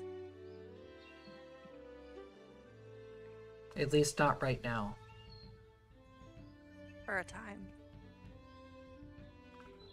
Understandable. However, you still do have a prophecy to follow. Which is part of why we're here. And if we can help a little bit while we're here, getting things sorted, all the better. To be quite frank, I don't think any of us could sit around doing nothing. And with Dandulir split, it leaves the elves to do as they please. Well, the Boreal Tides will definitely be able to handle themselves now that they have the aid of the dragons. Yes, but that doesn't mean that the elves won't redirect their attention here. Because as shown from the village of the Kitsunes, they did not hesitate to attack when needed. But When they wanted. Sorry, yeah, when wanted. But thinking about this on a strategic standpoint, you don't want to start another war when you're already fighting one. You don't want to fight on two different fronts. It hasn't stopped them before. And I have to say, Eighth Brother isn't exactly bright. He is not the brightest tool in the shed. Well, your brother might not be the brightest tool in the shed, but this Oranoth person is. If he is truly the one pulling all the strings, then he will definitely be smart enough not to let your brother fight two wars.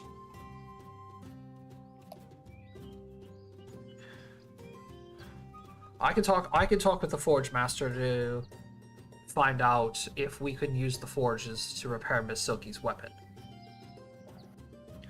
However, I would highly suggest making your way south.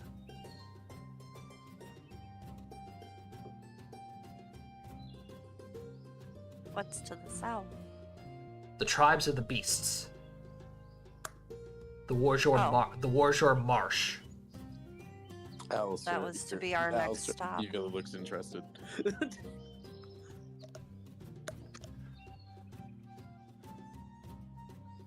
The tribes of the beast folk should be your next destination. There, you will be able to get their aid in their partaking of the sword as to redesigning the blade itself. Yes, but once it's reforged, don't we need to quench it in the snow of the north? You would need a special material up north. But you need someone who is actually able to handle that material. And during war times, the Boreal Tides are focused mainly on defending their land. Yes. So, while I would say that yes, it is important to quench the blade, but it can wait. So long as Miss Silky doesn't actually use the blade, there shouldn't be any damage to it.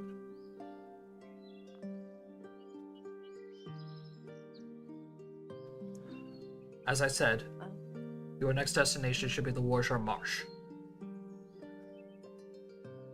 Because not only is there sentimental and profitable reasons for you to go down there, there is something down there that might be able to help you if you can find it. Oh, don't worry, I know a guy. What exactly is it we're looking for, sir? Oh, Wubbus knows the answer to that. Would you care to tell us, Levis? The Warder Marsh is home to ancient buildings. The ruins. Yeah. Buildings ran by organization? Close enough. Who were playing with magic.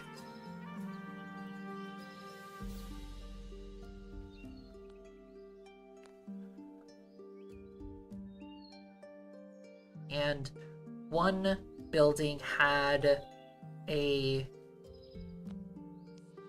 bunch of magic that could talk with people.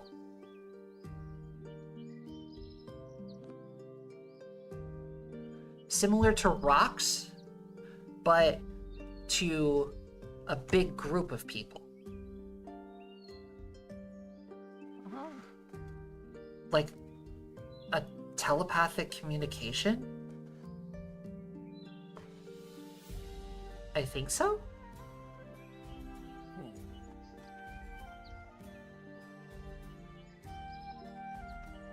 That would indeed be useful.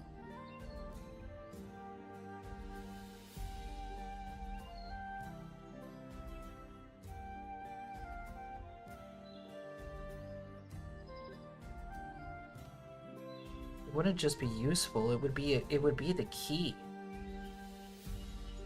Mass communication network allowing for us to have large conversations over great distances. That way we're able to keep in contact instead of us acting as a focal point for many different organizations.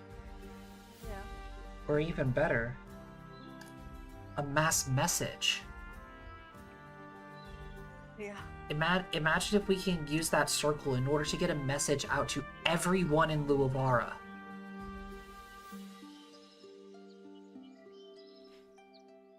What would we say?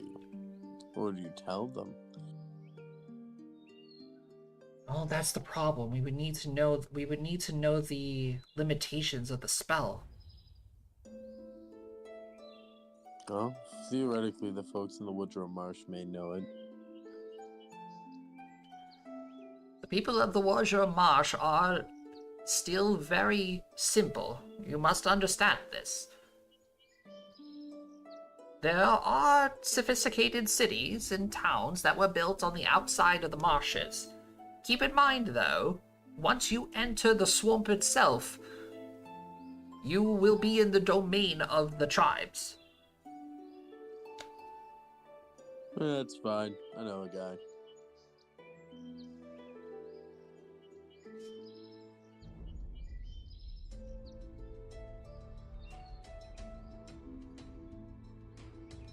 Wubbus, do you happen to know the name of this organization that was playing with magic?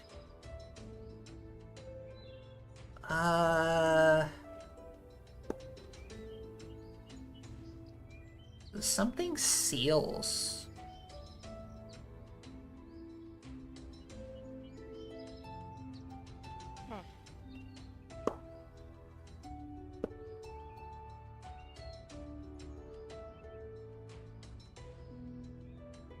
I don't. Wubbus doesn't remember.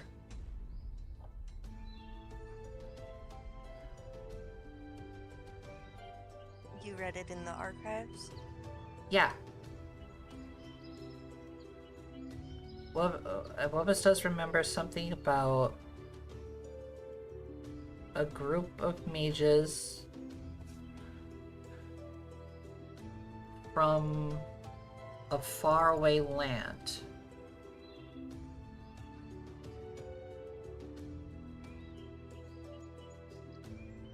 Came to Luavara and played with magic in the marsh.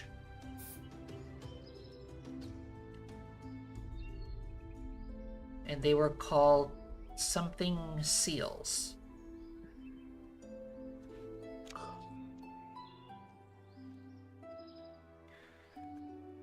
If you guys wish to attempt a geography check or a history check, you can, but it's going to be a very high DC. God damn it. Say, please check up the geography check. That was on yours. I was hoping you would get like a nat 20 or something. Alright, let's go with mine. God damn it. It was lower. Oh god, alright. It's going lower and lower. This is terrible. By the way, you were the highest so far. Well, where I'm looking. Okay. I just can't roll things right now. Anyone else want to give a try? Aristella? How about Silky? Smartest person in the room, usually. Well, I want to give Aristella a shot.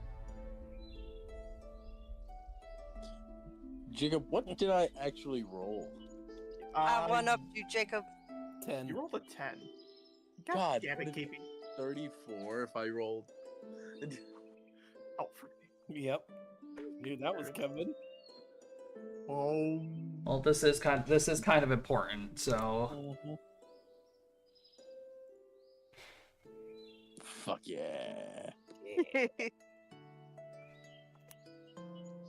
Is that before that modifier, Josh, or after it? it's after. I don't think it's high enough, is it, by the sound of your voice? It is. Oh, thank God. It is. The check I was mean, it's a 43. Like, if that doesn't the hit check. it, there's no Up in the freaking 50s way before me or Katie. 8 would have. Yeah, the check was a 35. Oh, I would never have even made that if we... Well, if I nat 20'd, I would have, Jacob. But other than that, we never would have made it. Yeah.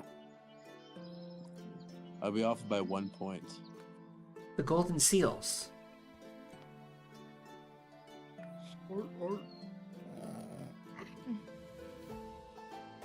Yeah, those guys. Yeah, what he said. Hey, so okay, for those of you who totally already know who they are, but just don't want to embarrass everyone else, who are the Golden Seals? What's a seal? The Golden Seals is the name of a migrating guild. Where the hell are they from? Astria. They're mages from the region of Astria.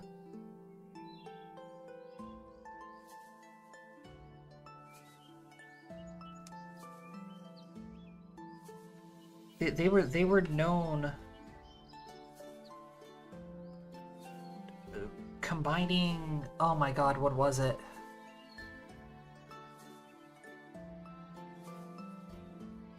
They were known for combining magic with something else.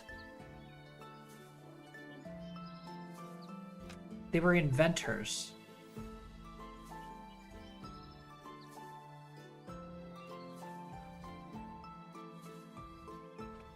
So they make things like constructs?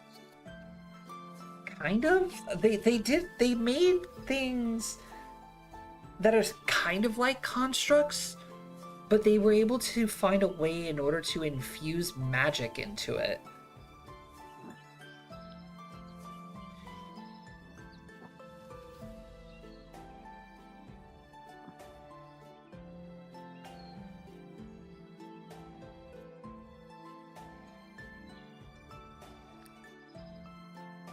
Out of game, they're technomancers. Oh, okay. They're mages who can combine magic with technology.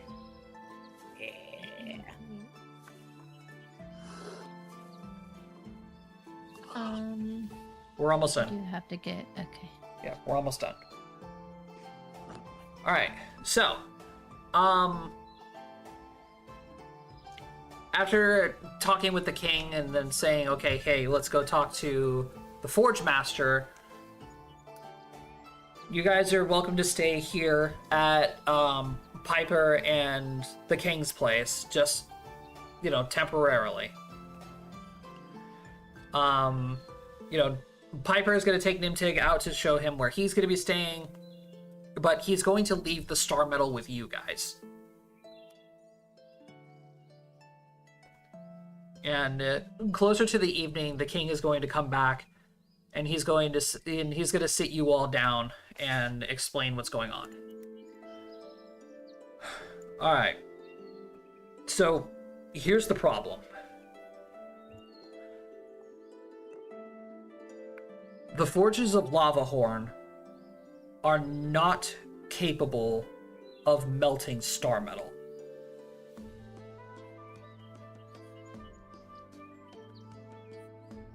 The volcano itself has been dormant longer than the volcanoes in Dandulir. So there's not enough energy from it. However, the Forge Master did tell us of an item that theoretically can ignite the forge to a point where it will be able to melt star metal.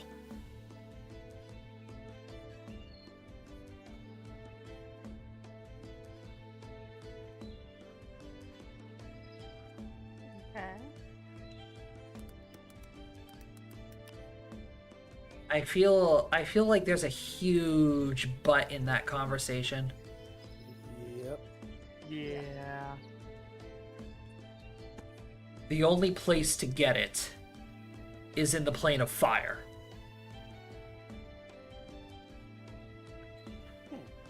Oh. Do you think it will be warm there? Well, Nope. it was definitely at Savian. I staunchly refuse to go to any plane full of flame. I probably will pass out in there. I already have enough burns on my body. I don't need another one. Oh, right. Well, here's good news. You won't be needing to travel directly to the plane itself. Thankfully, because I can tell you right now, you would not survive.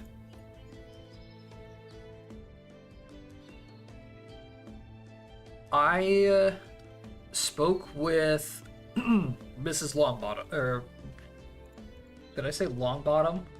Goldbottom.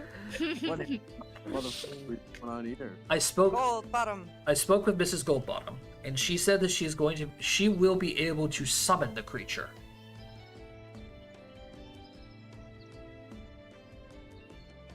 The issue is the creature itself. You need us to kill it. I need you to kill it and take its heart.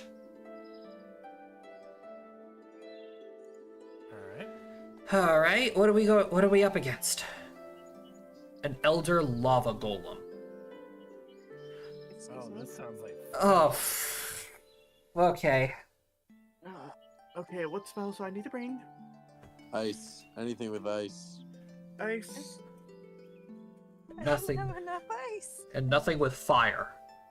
Fire will heal it. Silky, all the arrows you make Oh. me in the future, Ah. though we're making a bunch of ice ones. Well, I already have the rune. Oh, thank God. Well, I know my gauntlets would help. But Is it possible to suppress a magical enchantment?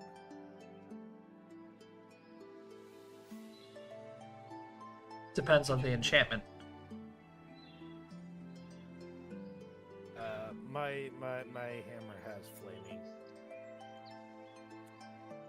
Ooh.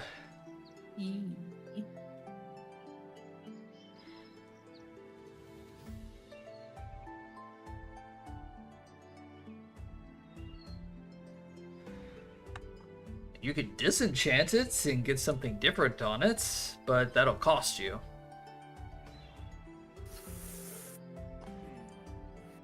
So hearing you weapon for the fight, Xavier. Hearing you using a different weapon for the fight. I mean, I do have this. I pull out the axe from the car. Oh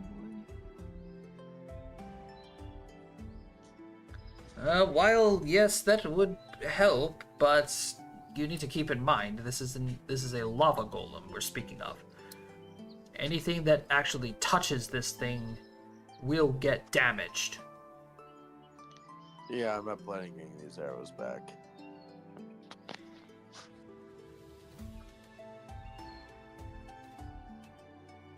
I could use a crossbow for a bit. I'll just save that. Tab real quick. Crossbow saved under a tab. Well, I mean, we took down a giant Tyrannosaurus Rex mixed with a spider, so I don't see why a lava golem would be bad. Actually, hold on. Yeah. Yeah, that was a fun fight. That was not fun. Do we have a We will. Do we have a secure place to fight it? Lava Horn I'm does. shooting in Lava the Horn. volcano. Lava Horn has an arena that we can summon it in. Okay. Where is? But we need to make sure that you hold its attention. If it escapes, that would be a major problem.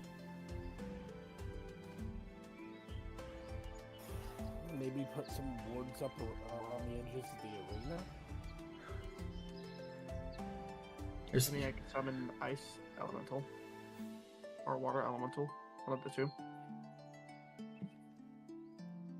it'll be a step forward. Take a couple of days to think of a plan. Once you're ready, just let me know. And that is where we're going to end tonight's session. Woo! So much prep work we're about to do. That's a lot. Yep. Alright, so next week is going to be a fight, the lava golem. Woo!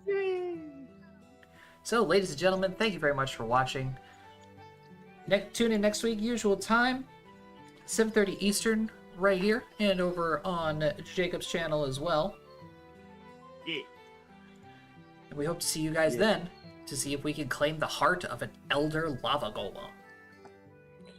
We're gonna play more than just that. We're about to get our ass whooped.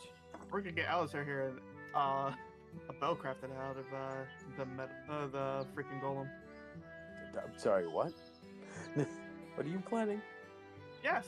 Well, see how it goes down next week. We'll see you all then. Bye-bye. Yeah.